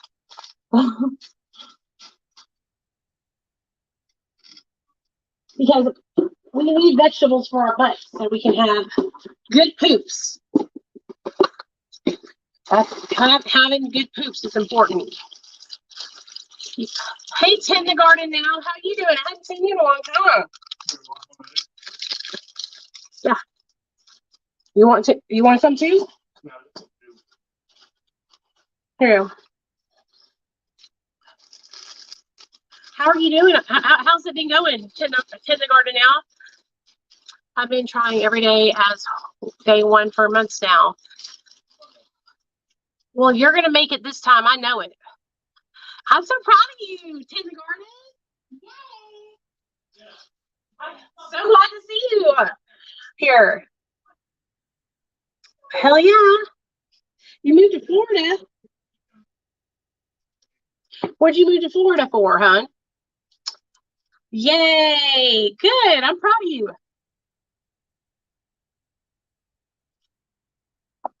I'm so proud of you, man. Yeah. All my homies are coming over to the live today. I haven't seen you guys in forever. I'm going to start doing these regular live streams again. So, good. Good. Sometimes you got to get away, change your scenery.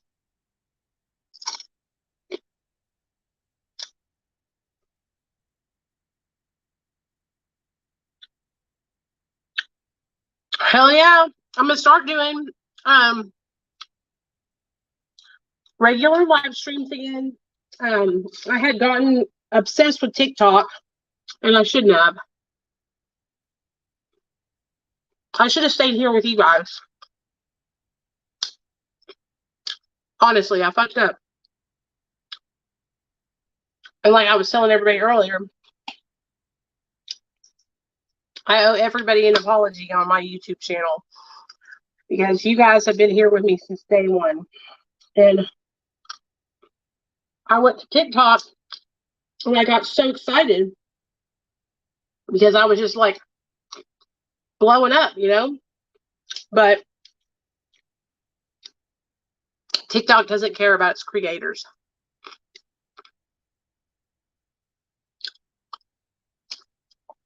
Hey, Wyatt, what's up, man? And any of you guys can come up and share. Yeah, it boosted my numbers a lot, but they don't care. Like they let people just mass report you and stuff. Yeah, I know that's bullshit. Anybody can click that link right there and come up and share if you want to.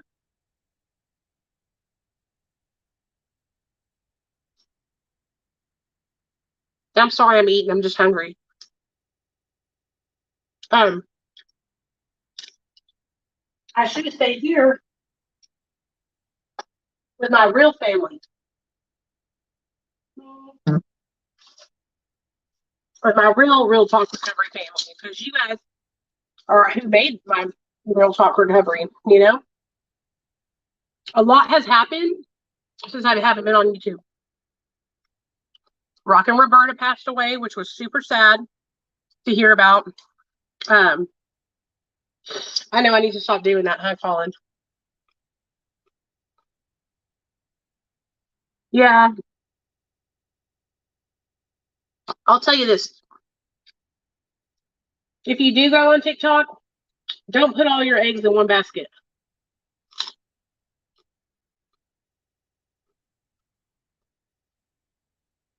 What happened, boy mom? What's your real name? Yes. Yes. What I'm going to start doing, you guys. Hey, Mad Feathers, what's up? What I'm going to start doing here is I'm going to be making badass thumbnails. I'm going to be recording on my fucking badass camera. Like, I'm going to start making, like, really good videos.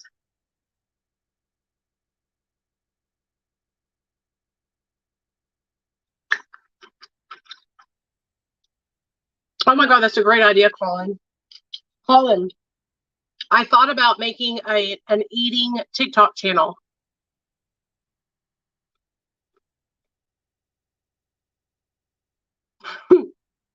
Like, seriously. I was like, you know what? Maybe I need to try something different. Tracy, okay.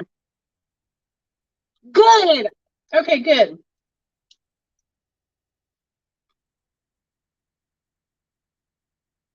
You guys, I will help you any way I can. Okay? That 1-800 number that's going across the screen, that phone number comes straight to my phone. People on TikTok are saying some stupid shit about me.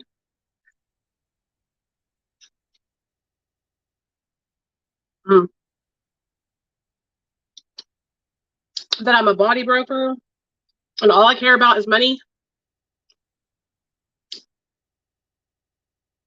Most of the people that call me don't even come to the treatment center I work for.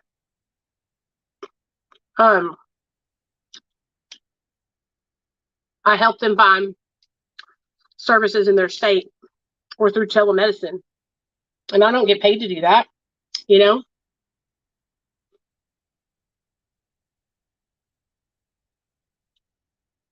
It makes me sad that people say that.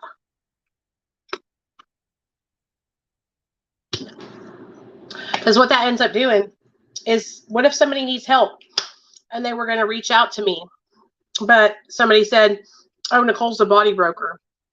All she hears about is money. That's some bullshit, dude. You know? It's crazy. I can't believe, honestly, you guys, I cannot believe people are saying that about me. I remember sticking up for people, you know, that were being called that.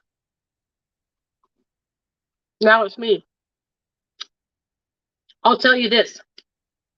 In the recovery community, on Facebook, TikTok, YouTube, anywhere, when you get a job and you start working in recovery, people get jealous of you because of it.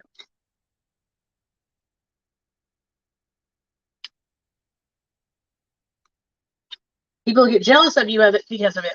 Like Johnny. Johnny's struggling right now. I could be totally trying to get him into detox somewhere, you know? But no, I'm trying to help him for free because that's what I do. Oh, yeah, I'll call him.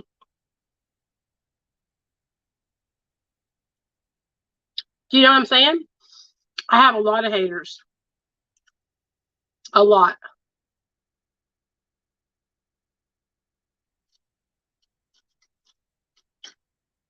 It sucks. But oh well, right? I have all of you guys, which is, let's say I have 10 haters out of all the people I have supporting me.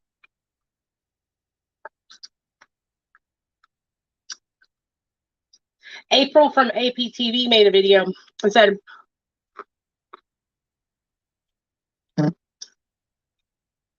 you didn't know that, Mad Feathers?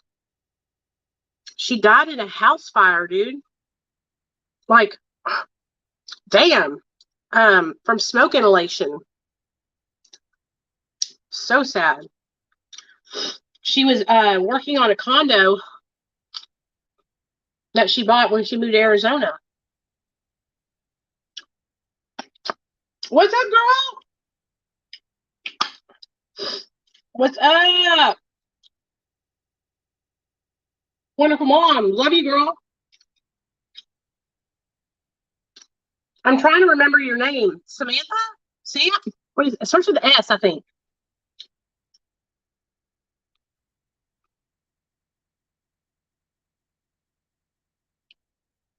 We're all in this together. Listen to me, guys, okay? I will do anything to help anybody. Okay? For free, for nothing.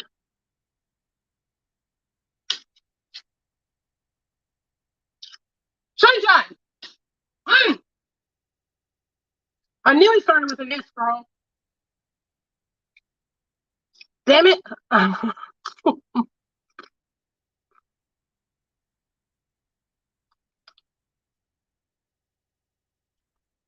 No, I don't know anybody in Pennsylvania.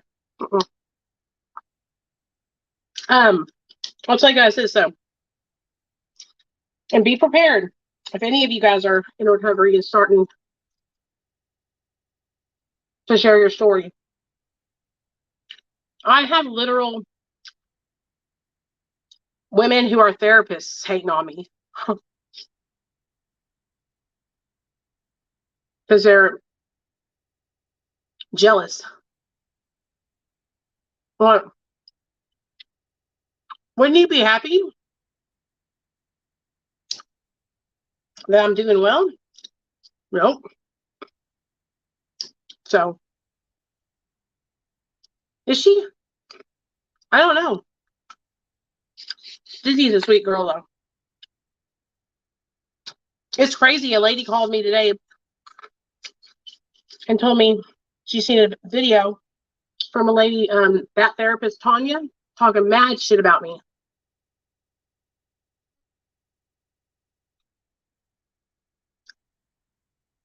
Yes, that's right.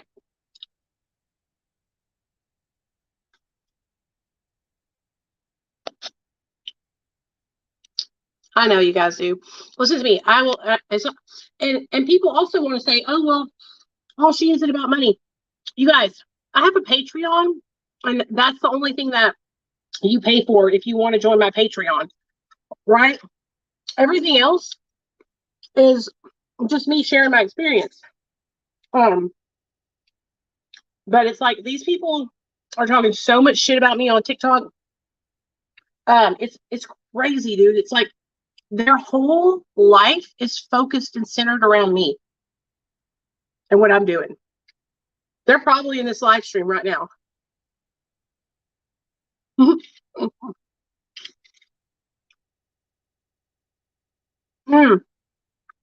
Yeah, Dizzy is awesome. Awesome.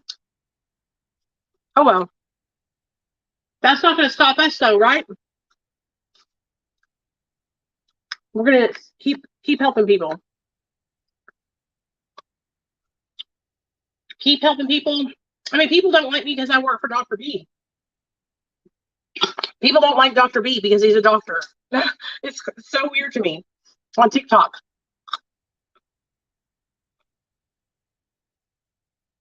You know, I found a video of these girls talking shit about Dr. B because he made a video about how to help somebody that is relapsing. And they were picking apart everything he said. And I was like, what is wrong with y'all? Like, So negative. Somebody told me something. Listen to this, y'all.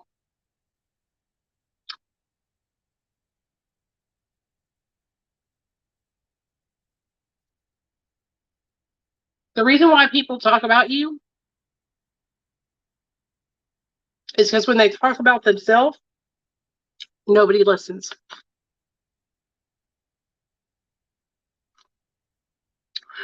That's because I don't call him. I only do it if they call his 1-800 number and are looking for help. You know what I mean? And they want to go to his center. And it's such a specific kind of treatment.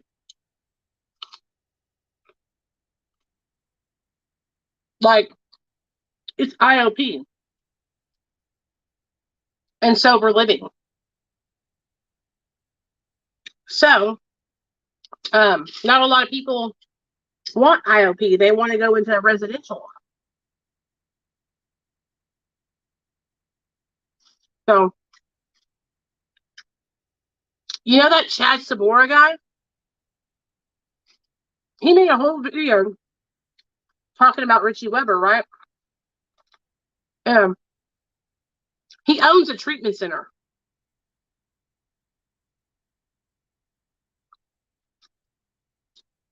He owns a treatment center, but he's dogging out people that work for a treatment center. But what? It was so crazy to me. Sunshine, I remember talking to you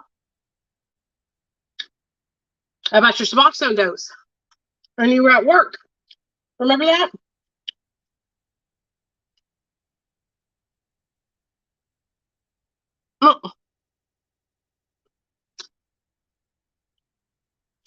Dude, I'm telling y'all, I thought the trolling I got on YouTube was bad. TikTok totally trumps it.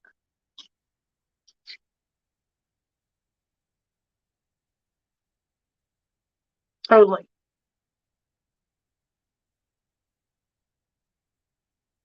Oh well.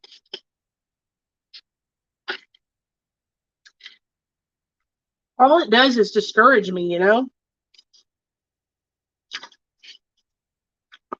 It doesn't hurt me. It discourages me. It makes me want to stop helping people, you know? But then, people like all of you guys who I have helped already, y'all come in and say, you know, I met Nicole when blah, blah, blah, and she helped me no matter what. And that makes me realize that I have to keep doing what I'm doing and not let it discourage me.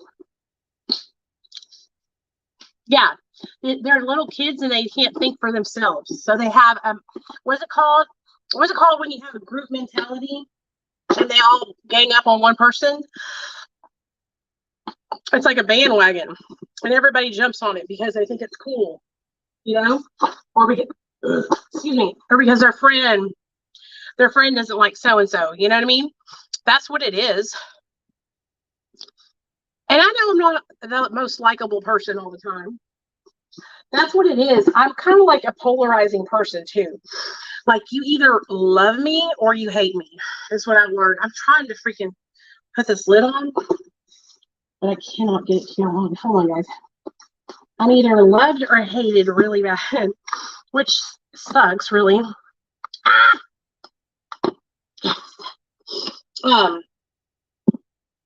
People are either love me or they hate me. I don't know if it's because I got a big mouth and I'm so like,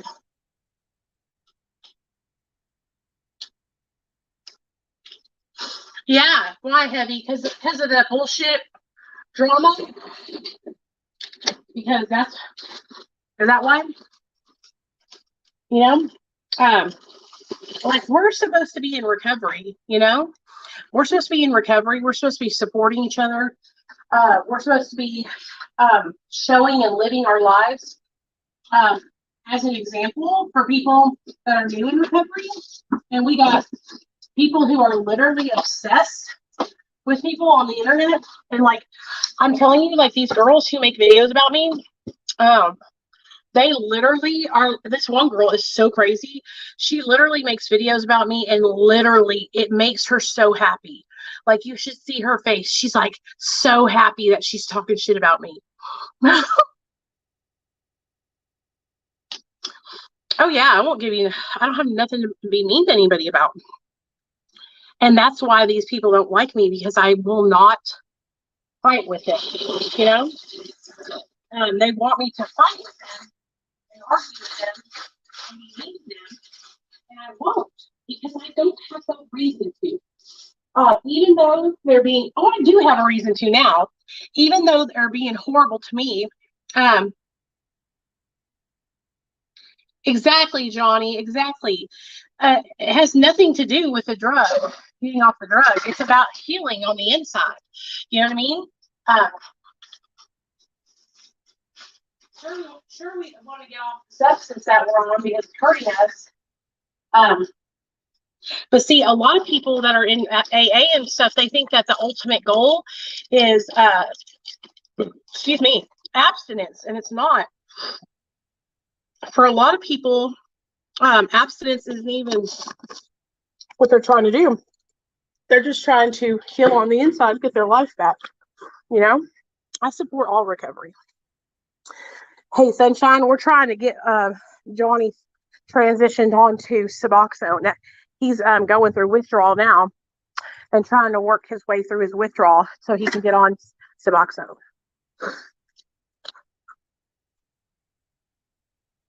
Thanks, Dad. That was delicious. I was starving.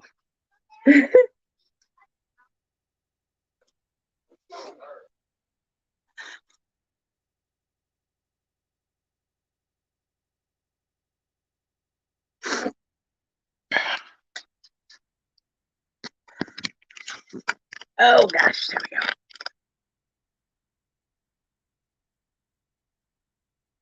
Yeah, you're going to be able to do it. So y'all don't let anybody discourage you. Look at me. If I focused on all the people, if I focused on all the people who said things that were negative about me, I would never even make content. I would be hiding in a hole somewhere crying. Do you know what I'm saying? I've just gotten to a point where,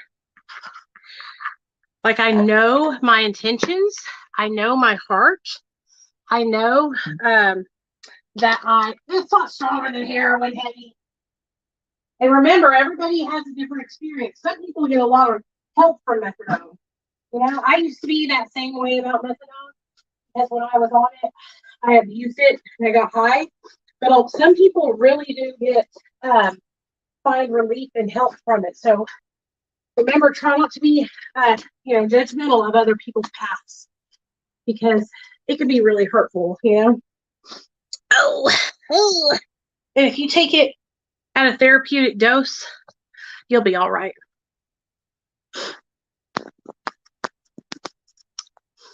Yeah, it's a great tool for a lot of people. A lot of people really, really benefit from it. And until Suboxone was made, that was the only option, you know. So I always try to be careful when I talk about it, because I do know that I have a bias, you know what I mean? Because I was abusing it, you know what I mean? I was so bad, you guys. I'll tell you a story about it. So my husband used to be prescribed the methadone 10 pills, okay? And he was prescribed like 360 something a month. And when I met him, he was sharing them with me, you know? And so I was taking a bunch of them every day. When I tell you guys, I was literally out of my mind, so high. Oh gosh, it was bad. I would fall in and out of sleep. I was smoking cigarettes and burning myself because I would fall asleep with a cigarette. But I was not taking them therapeutic dose. I was taking them to get messed up, you know, and I was so stupid. That I really, really, really almost fucked myself up with methadone. My hair was falling out of my head. Um, bad, bad. But that's why I try to like have people on here, you guys, to share their experience. Girl, I was so bad on meth. You can ask my husband. One time I went down here in this house. Me, my husband, my mother-in-law, my father-in-law were all living in this house. Okay. And I had gotten real messed up on methadone one night, and I went down, and I was also mixing it with Xanax. Hold on, you guys.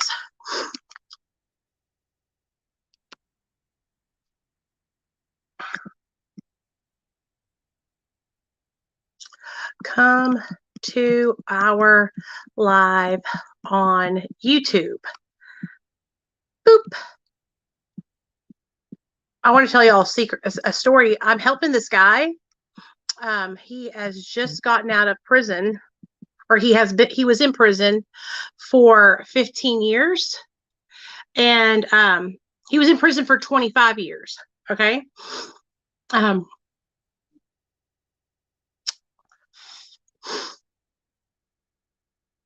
Oh yeah, I was telling all that story. So I had taken a whole bunch of Xanax bars and I had taken a whole bunch of methadone, and I had walked downstairs to make some coffee at 2:00 in the morning.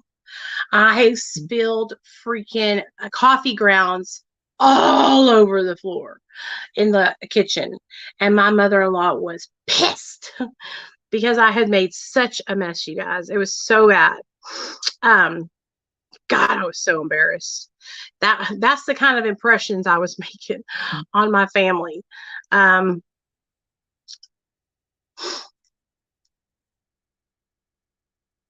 I was so stupid, y'all. I was so stupid. I made some really, really heavy mistakes. So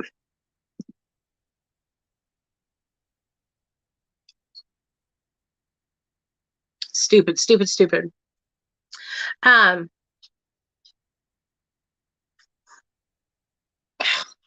mother-in-law, I know she used to think that I was just like a horrible person. You know what I mean? Because I was just so messed up. And that was the thing I would do, is I would mix methamphetamine, opiates, Xanax, and I would be on this like up and down, up and down, up and down.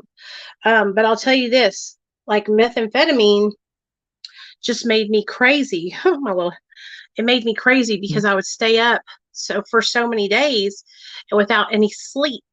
And so I would like lose touch with reality, and I would just start going off into these like weird alternate universes in my mind, thinking that things were happening that really weren't happening. It was really bad. I just gained, see, this is crazy. Like on Instagram, I just gained 100 followers, and I have been struggling with Instagram drag photos so much because I was trying to like do my thing on here, and I couldn't get it to let me work. It wouldn't like pass out my stuff, and it was screwing me. They were screwing me. And I was like tripping because I love Instagram and I'm trying to build it, but now I'm getting the hang of it. Really, Colin? Yeah. Hey, I love telling story times, dude. People get mad at me because I tell my story times. They say, you shouldn't tell those things. No, I'm going to tell my stories. I got a message in my inbox today, you guys, telling me that I shouldn't tell my war stories because blah, blah, blah. And I just told the person, I was like, listen, I do a lot of recovery content on my YouTube channel. And if you want support and you want to watch something that's more recovery related, go to my YouTube channel where I upload the hour-long videos about recovery on there. Because here's the thing, whenever you're scrolling, right, people don't tend to stop and watch the videos I do about recovery because they think they're boring, right? And so what I do is I use my addiction story times to get people's attention, right? So that's what I do to get people's attention so they can actually stop and pay attention for a second. Because here's the thing, you guys. If you're not skinny with your boobs out and your ass out, people don't want to pay attention to you on social media. And so you have to do something to set yourself apart from everyone else. Comprende? Or get people's attention. Yes, when I still lived with my mom, I was always convinced that she called the cops. I'd get so paranoid that I'd go open up to her in the middle of the night about it. Oh, Colin, I can see you doing that too. Oh.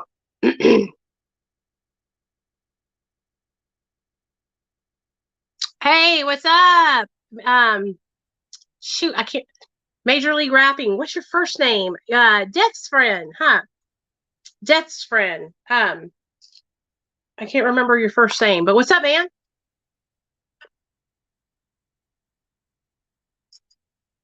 You have to be showing tits and ass on social media to get attention. And a great example of that is Christina Randall when she first started her YouTube channel. I mean, she had the little cleavage showing and everything. I promise you guys, like, it gets them so much more attention when they do that. You know what I'm saying? I promise, I'm not lying. But good. I'm glad you're doing well. You staying out? Are you staying out of jail? Staying out and being good? Better be. Did you guys see? I told y'all about it the other day. There was this lady that went missing in Arkansas, right? She had been missing for 20 years or something, 15 years. They just found her at the bottom of a lake in Russellville, Arkansas. Crazy, huh? Do you guys listen to podcasts? Because I have a friend who started a podcast. Her name's Tiffany.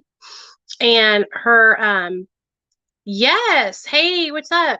Taisha, you're in recovery too? Welcome. I have a friend that started a podcast. Her name is Tiffany. And it's called the Never Alone Supportive Services, but Never Alone podcast. And she shares her story of her sexual abuse.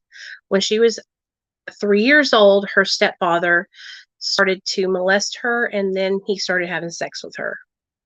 And she talks about, like, literally, you guys, she talks about stuff that I've never heard anybody talk about that has gone through that kind of sexual abuse. She talks about the fact that she was such a young little girl that she thought what he was doing to her was okay, and that she liked that it made her feel good, obviously, right? Because it gave her the O. And she talks about how, she had to learn that attention was not good attention. It was bad. And how she had became addicted to sex because of that. And then she became addicted to drugs and became a drug addict because she was literally, her stepdad was literally raping her, and he would do it. And then her mom, she told her story here. I'm sorry, guys, I've taken my bra off. She told her story here on my YouTube channel about her mom walking in and catching them and seeing it. And instead of her mom, like, saving her mom got mad at her. Can you imagine being like 6, 7 years old, 15 years old, 12 years old, however old, and your mom walking in and then not saving you from that? Terrible. So she and I have become really close friends from TikTok, and I really want you guys to go support her podcast. It's called Never Alone.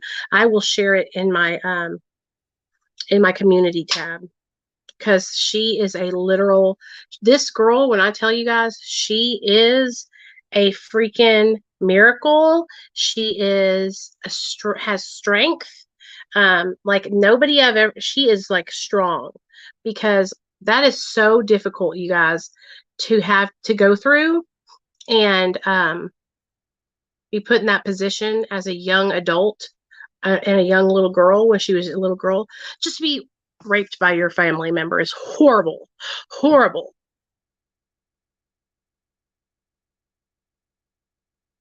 Hey, sober girl, what's up?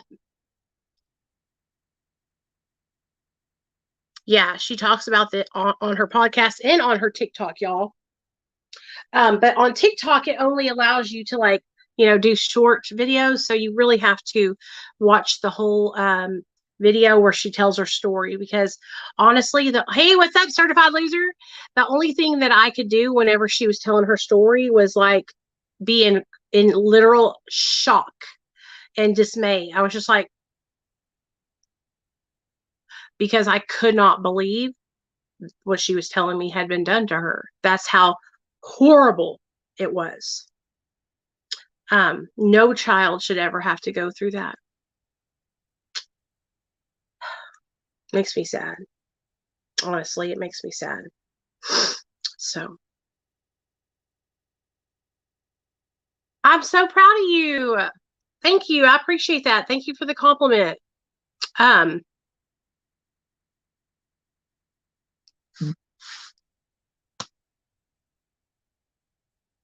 fixing to wash my face, you guys, and get ready for bed. Tired.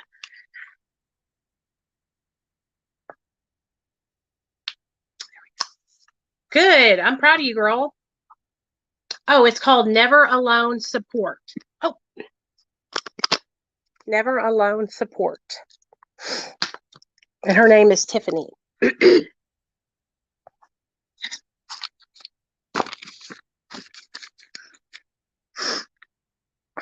Hey, thanks for stopping by and checking us out. I'm coming back to YouTube on a more regular basis, just so you know. Neil? Where's Nate? What are you doing, Neil? Oh, you're in bed? Why?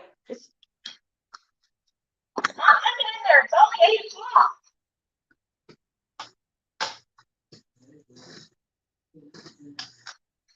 Do you have to work tomorrow?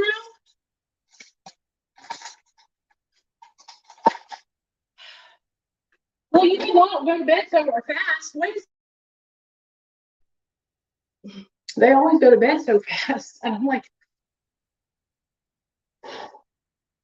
yes. Nathaniel is doing amazing. He's 7 years old, and he is thriving at life. Very good, very well. Neil is doing very good too. We're all doing very, very good. Thank goodness. Thank you, Jesus.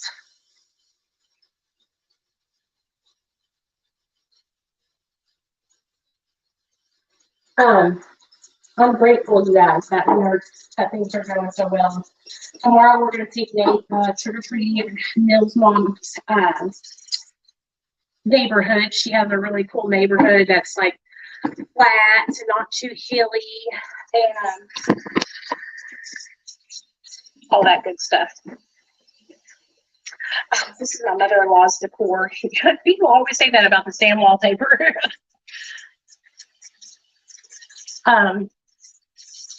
Yeah, life is good today. Oh yeah, when we want to do it, girl, we rock it out. And that's the thing, like, you guys, seriously, I finally just have something to live for, which is my son and my husband, and they have changed my life. My son is just everything to me, and I don't know what I would do if I didn't have my little boy. He is just the light of my life. And Neil, today we watched Ghostbusters, the first one. I showed Nate the real classics. The real classics. Didn't I, Nate? Hey, Katie. The real classics is what I showed my son. So far I've let him watch the real Beetlejuice, the real Ghostbusters. What else, Nate? A new Ghostbusters. Next, we're gonna do Coneheads because he's never watched Coneheads. So excited. I love showing him movies that I used to watch with my mom and dad when I was a kid. And I tell him, I said, you kids these days don't know what good TV is. You know what I mean? And so when we watched Beetlejuice, he really, really liked that. So I figured he would like the Ghostbusters too. What do you mean you follow me on your 4 counts or my 4 counts? Because I'm on I'm everywhere. You know who I hadn't seen around in a while, Colin? Remember little Taylor that was on TikTok with us? I have to find out where he's at. Because it was like you, Taylor, Christian. He helped me moderate.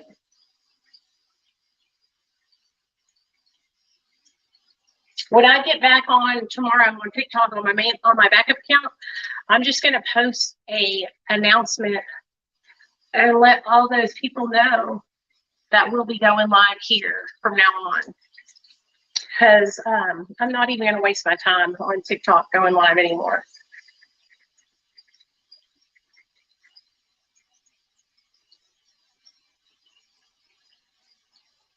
So I honestly need to do a better job of cleaning the house, you guys.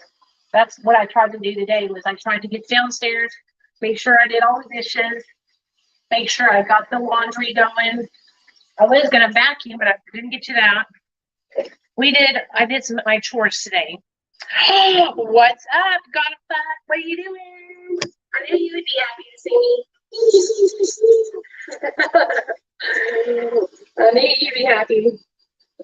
Yeah, I'm going to be doing my live streams on YouTube from now on because I totally should have never left YouTube.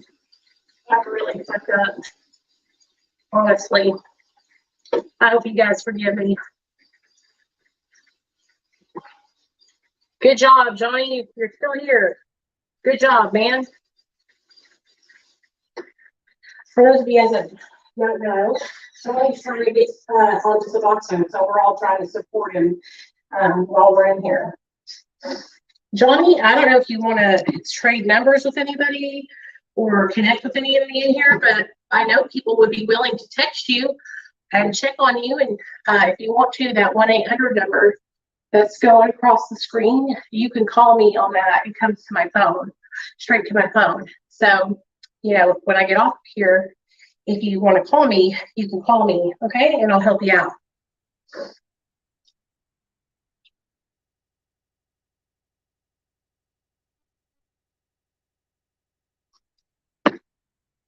I'm back.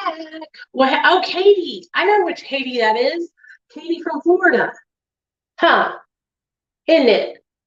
So, Katie, I know I had seen that you were struggling, and now you're back, huh?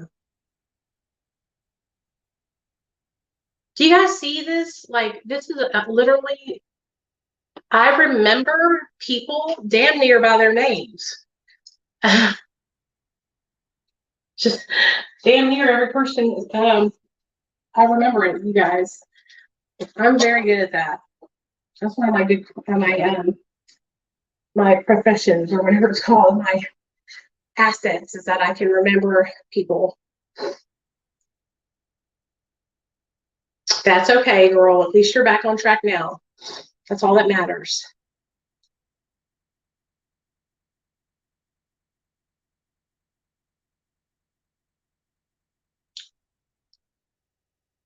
Oh yeah, God, Suboxone is amazing. It helps a lot of people who are struggling with, opiate addiction. It really, really, really helps. I know it saved me for sure. Now it's not for everybody, but it really helps a lot. Good job, Katie. I was just talking about how important it is to make sure that you get your mental health treated if you want to stay sober. Like, it's super duper important, you guys. And a lot of people don't understand that.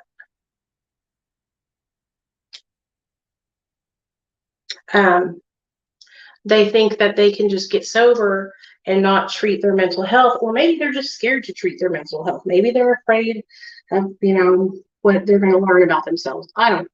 But it's so important to get your mental health in check, because what will happen if you don't is a lot of us like to self-medicate and use drugs when we're struggling with our mental health. And so if you can get it taken care of, you'll have like a better chance of staying sober. You know what I mean?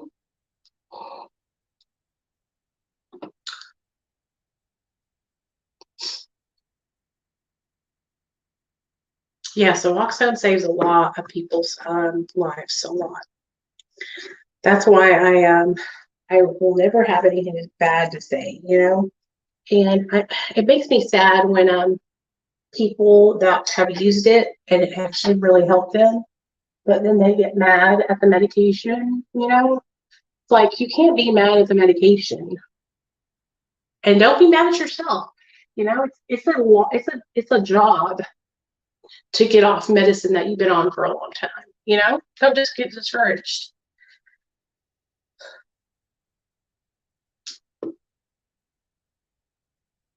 Oh, Captain. Yeah, I just talked to her yesterday, actually. She called me. Captain is a great girl. Like, Captain, like me and her, we have the kind of friendship that we might not talk for like 6 months, but I can talk to her and we just pick up right where we left off. You know what I'm saying? She's a good friend, man. And she always has my back, no matter what.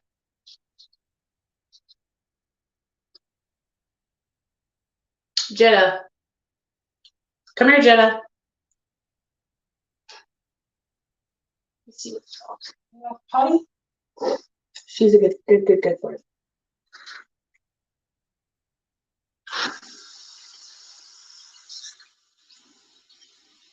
Yeah, she always has my back, because I'm always getting into some kind of bullshit. People don't like me. So she has back. Oh, I do. I got stupid. I do. That's why I'm coming back to YouTube, because the people on TikTok mass reported my main account and got it banned. Stupid fuckers. Okay. Oh well.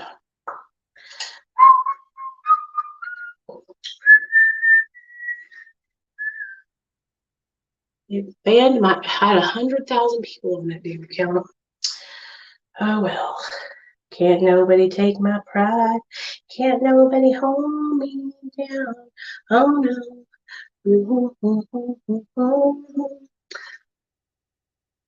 All right. When I tell you guys my skincare routine, I have got it perfected to where I don't break out anymore at all. I know exactly what my skin needs. And here's what I do. You see, this is a bottle of hyaluronic acid.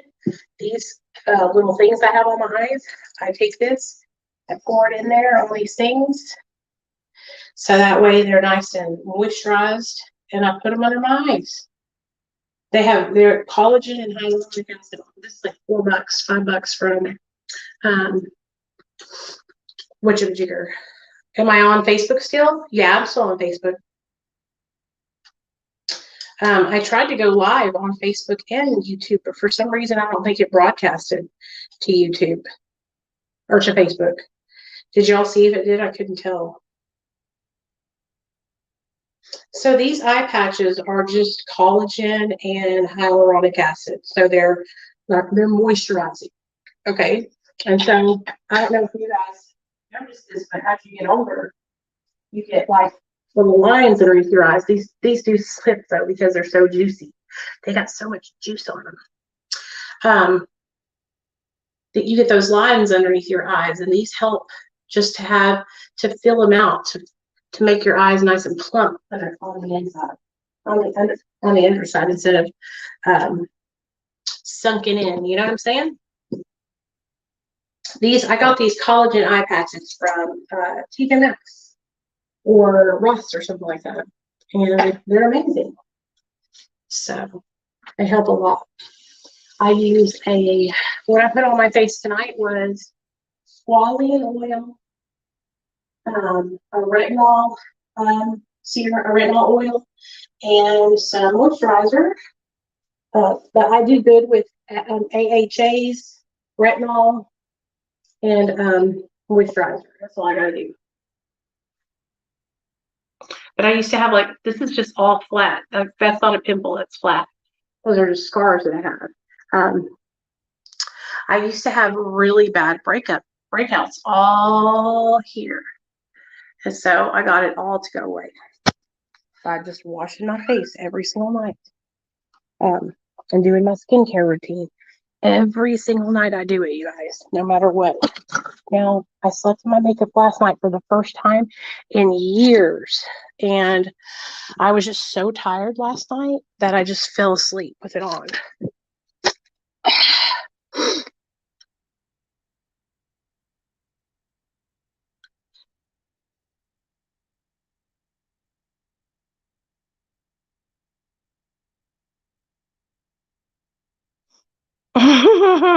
I used to get so mad. I used to get so mad and I would go off. I would literally make videos popping off on people. Now I don't even do that. I just don't respond. You know what I'm saying? Because honestly, it's not worth it because it's just me giving them attention. And that's what they want is attention from me. You know what I'm saying? Or you guys, listen to this. How many of you guys do skincare masks, like the masks that have the eyes have collagen and hyaluronic acid, which juices up your skin and makes it plump. Hey, Kristen.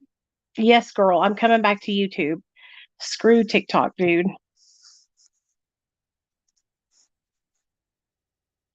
They mass reported my account. Hey, Pauline, to the point where it got banned. I had 108, almost 109,000 people on there. So it's okay. They did the same thing to another girl too. Honestly, you guys, it's probably going to come back. I just have to wait for TikTok to actually go and look at it.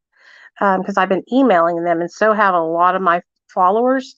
They've been emailing them too. So my friend Renee got hers back in 3 weeks. So I think I'll get it back. But even if I get it back, I'm not going to focus on it like I did before. I'm going to focus here on my YouTube and my Instagram. Mass reported means they have 2 or 3 people that are just reporting every single video you have. And they do it until TikTok takes down your content. And so after you get so many content violations, then you get banned. And that's what happened to me. Yeah, so many people start reporting me. And then what happens is there's a bunch of people. Here's the thing. It's okay to not like somebody. We're not all going to get along, right? But when you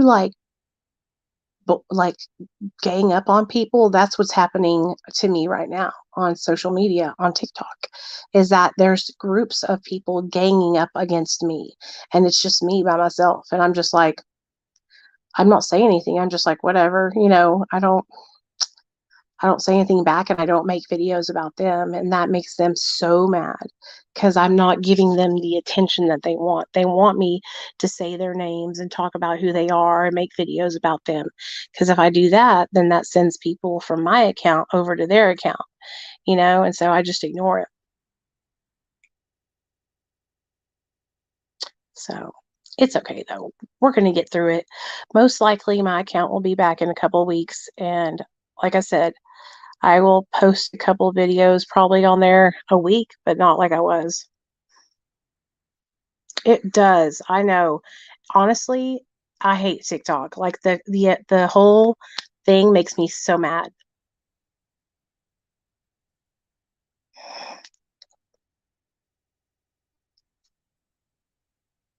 Thanks, Kristen. I'm working on it. It's so toxic, Johnny. Yeah, it's so toxic. And honestly, like these women are ruthless. They are so focused on like hating on me. It's like the only thing that they do. They make their whole accounts about me. Like there's several girls who all they do is make videos about me. Like, can you imagine that? Like, how boring is your life? That you are focused on what I'm doing. I'm not exciting or anything, you know?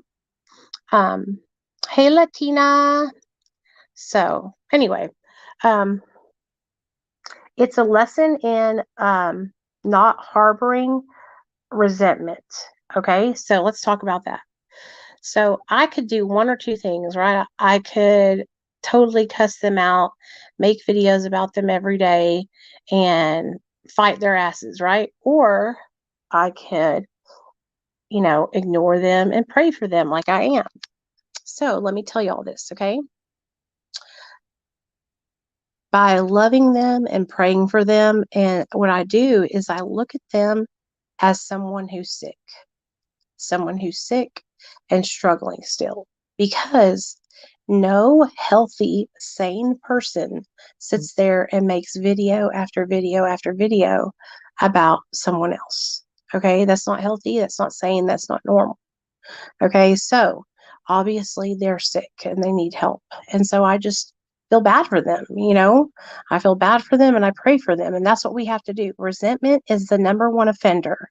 Okay, resentments kill more alcoholics and addicts than anything else, right? Because when we have that resentment in our heart, which is basically, holding a grudge, then what can we not do? We can't focus on our sobriety. And our whole mind and brain is hijacked by that person, thing, or situation. And we cannot sleep, eat, drink without thinking about how that situation is affecting our life.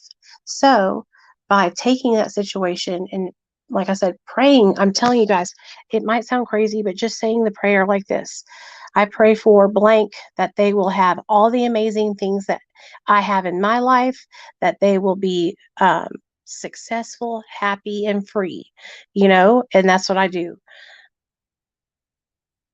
And I pray it every night before I go to bed. And that's what it is, Katie. The more people that follow me, the more people are going to not like me, right? So I might have 100,000 supporters and 1,000 people that don't like me. You know what I mean? But whenever you're the creator and you're seeing the hate, what it happens is it feels like it's a lot.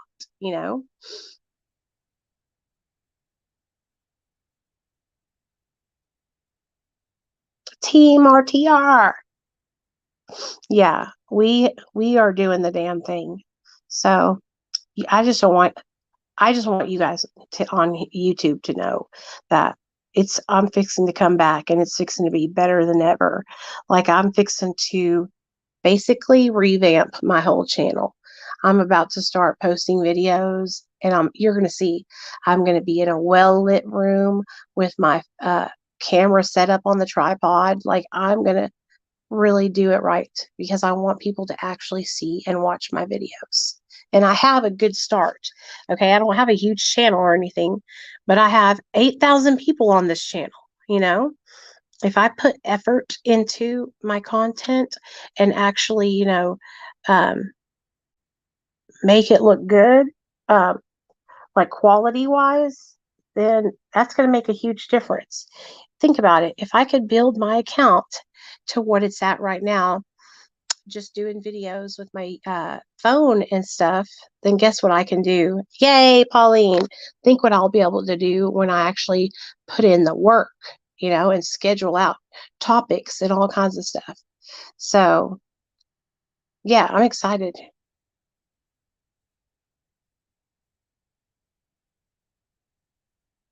It did take a lot of time to build my YouTube channel. I put in so much work on this channel. I would live stream every single day.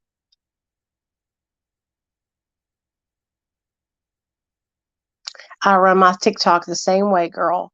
Absolutely. We had a family. We would go live every night on TikTok, and we would have a recovery support chat meeting. If you guys want to come up and share, you can before I go to bed. Here's the link. We would have a recovery support group meeting. Everybody would share. Then we would do our meditation together. Yeah, Katie, you have been. We would do, and then in the evening time, I would let everybody know how much I love them, and I'd see them tomorrow. I have. It's disgusting. It was all over my For You page. They're eating like these weird looking, what are not worms, but they look like centipedes almost. Ooh, God. Oof, can you imagine putting that in your mouth, you guys? Have y'all ever eaten a worm? Have you ever eaten an insect? Listen to what happened to me one time. I was downstairs and I opened my mouth and I breathed in a fly and swallowed it. It was disgusting. If they are talking about you, that means you are doing something right. Yeah, this girl, April, she said, if they ain't hating, you ain't popping. I was like, okay. Sonia, I got your postcard, Sonia. I'm so proud of you, girl, on your taper. I'm so proud of you.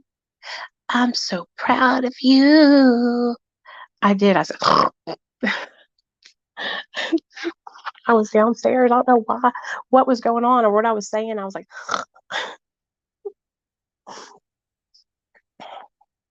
Sonia, how are you doing? You should come up and share.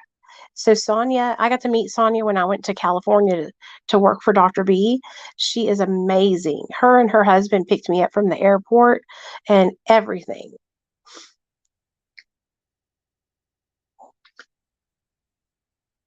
Good job, girl. Good job. I'm so proud of you, Sonia. Did I show y'all my new ring? Y'all know I love silver rings. This is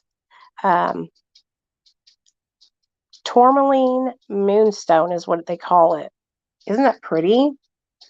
Oh gosh, I thought it was so pretty. I don't know why, but I'm so drawn to moonstone. Does anybody know what moonstone does? Because every time I see it, it makes me want to buy it.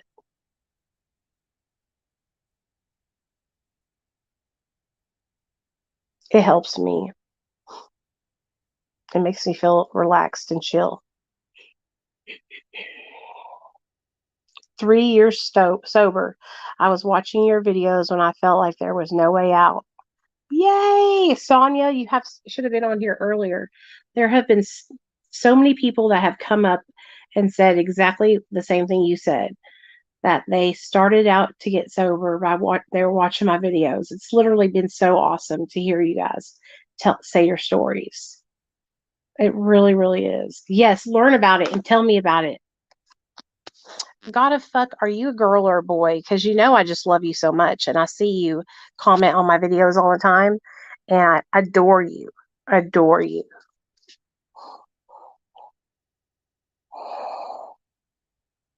Deflects negative energy. Good.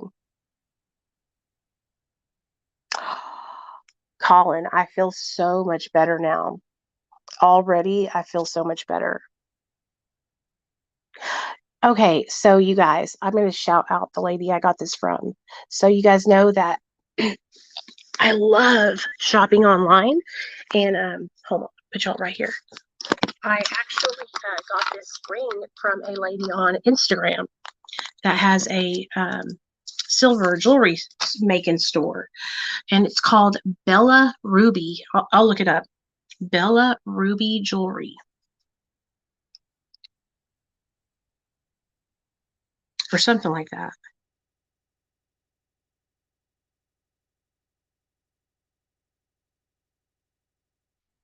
Yeah, I feel a lot better, Colin. I really do. It's been over 10 days that I've been on the medicine. Okay, let's look at what place it is.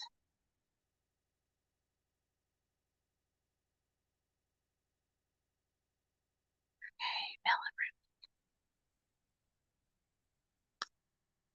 Yeah, Bella Ruby Jewelry. And what she does,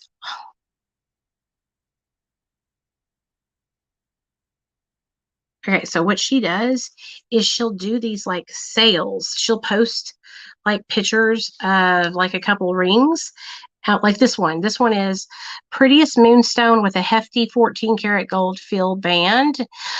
So pretty, size 8. And it's so pretty. But she will post them on sale and stuff. Like right now, she's having a Halloween sale on black onyx snake rings.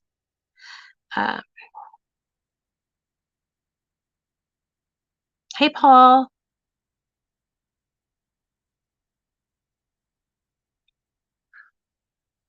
What medicine are you on, Taisha, that makes you feel bad? Are you talking about the hepatitis C medicine? Yes, girl. At the beginning of the treatment, I felt horrible. It really was messing with me. But now I've been on it for about 10 days and I feel great. How do I know what size I wear? Oh, I know my ring size, girl, because I buy a lot of rings. Look at this one, you guys. Like, I'll show you. I'm fixing to show y'all some pictures of the rings. Oh, crap. Why can't I flip the camera? Damn it. Oh, gosh. Like that. Turquoise? That's pretty. I have a big finger, too, because I've gained weight.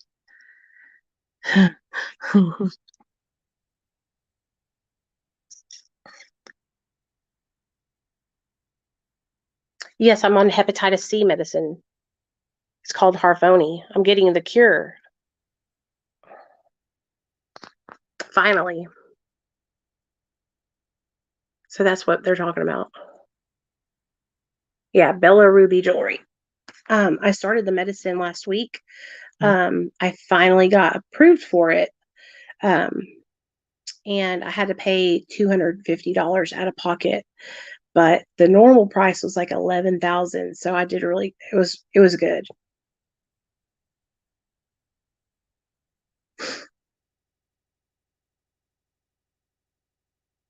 I also have been getting a lot of t-shirts, you guys, from what is it called? Oh gosh, I can't remember. Urban Outfitters. Urban Outfitters is where I've been getting t-shirts from, because y'all know that's all I wear is t-shirts. So, but anyway, my loves, I'm about to go lay down. I love you guys. I hope you guys have an amazing, amazing night. I've been on here for 3 hours now. Yes, Sonia, yes.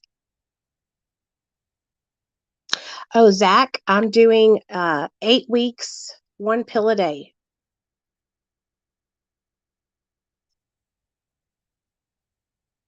Harvoni for 8 weeks, 1 pill a day. And the way my doctor explained it to me is it depends on the genotype of hepatitis C that you have. And that's how they know what medicine to give you. I was talking about hep C medicine. I had that endocarditis pneumonia, and then I had a stroke after I was finishing my medicine. Oh man, damn girl. Good night. Oh, hey Zach. Anytime, I'll talk about the hep C medicine for just a second, you guys. So you all want me to make a separate video about it? Because I can do that, and I can share. Like, I'll show you guys the medicine and everything. It's a big horse pill, about that big. And when I first started taking them, yeah, Johnny, call me on that 1-800 number, okay? And when you call it, my voicemail will give you my cell phone number, and then you can text me, okay? when I started on the Hep C medicine, you guys, it made me super dry mouth, made me really tired. It made everything taste like metal when I first started it. But now I'm getting used to it and I feel fine. Um, but I will make a whole separate hepatitis C video for you guys because I know that some people might also have the hep. I used to be really ashamed that I had hepatitis C, and embarrassed, but not anymore. So I'll make a video for you guys. Okay. I will see you guys tomorrow. Tomorrow is Halloween. I'll see y'all tomorrow at 7:30 p.m. Central Standard Time for our live stream. Okay. Please do. Yes, I love you. I love you. I love you. I love you. I love you guys. And I really, really appreciate y'all for supporting me and believing in me. Told me that there was 2 separate kinds, and he said the only difference was cost. He fought and got me the better kind. The doctor said was the there's all different. There's different kinds of medications because of the genotype, Zach. So there's Harvoni. There is interface use interferon. There is Epclusa, another one that starts with an N, like Marks, something with an M. There's quite a few different kinds of medications, and they're all super expensive. Like mine was 11,000, but my insurance paid most of it, and I only had to pay $250. But the way they tell you was by the genotype. Yes, Taisha, you should come on my channel and share your story, girl. Would you be willing to do that? Taisha's Life in Recovery. Don't forget to subscribe to Misunderstood. Okay, my girl. Subscribe to Taisha. Who else has got a channel on here?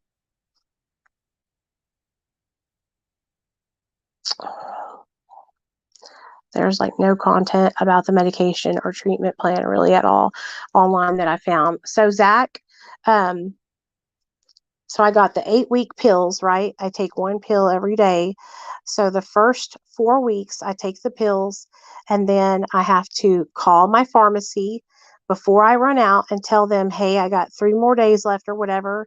And then they have to send me the second round of pills. The second round of pills I have to pay another $250 for. So it's actually $500 total to treat my hepatitis C. Okay. And then after my hepatitis C gets treated, then I think they will test me after a certain time just to make sure that it's all gone, you know? Oh, do you, Ashley? Do you have a YouTube channel too? I didn't know you had a YouTube channel. So does Ashley, y'all. Ashley has a YouTube channel too.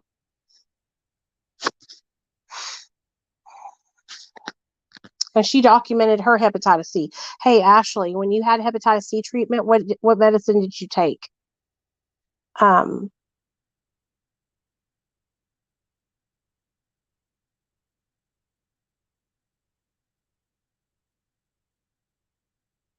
Absolutely. Maverick. That's what I was talking about.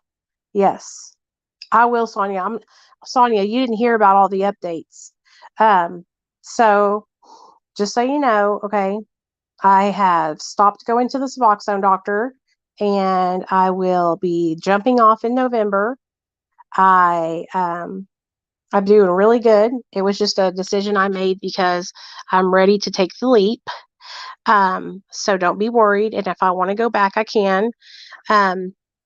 I am taking my hepatitis C medicine.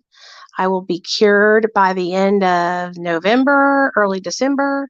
And once I'm cured, then I'm going to a weight loss doctor to talk to them about how they can help me get myself back into shape and on a healthy diet and healthy focus, healthy plan, because I really, really, really want to get in shape and feel better about my body after I get this hepatitis C taken care of and after I'm off Suboxone. So one of my main things was I need to get off Suboxone and I need to get my hepatitis C treated,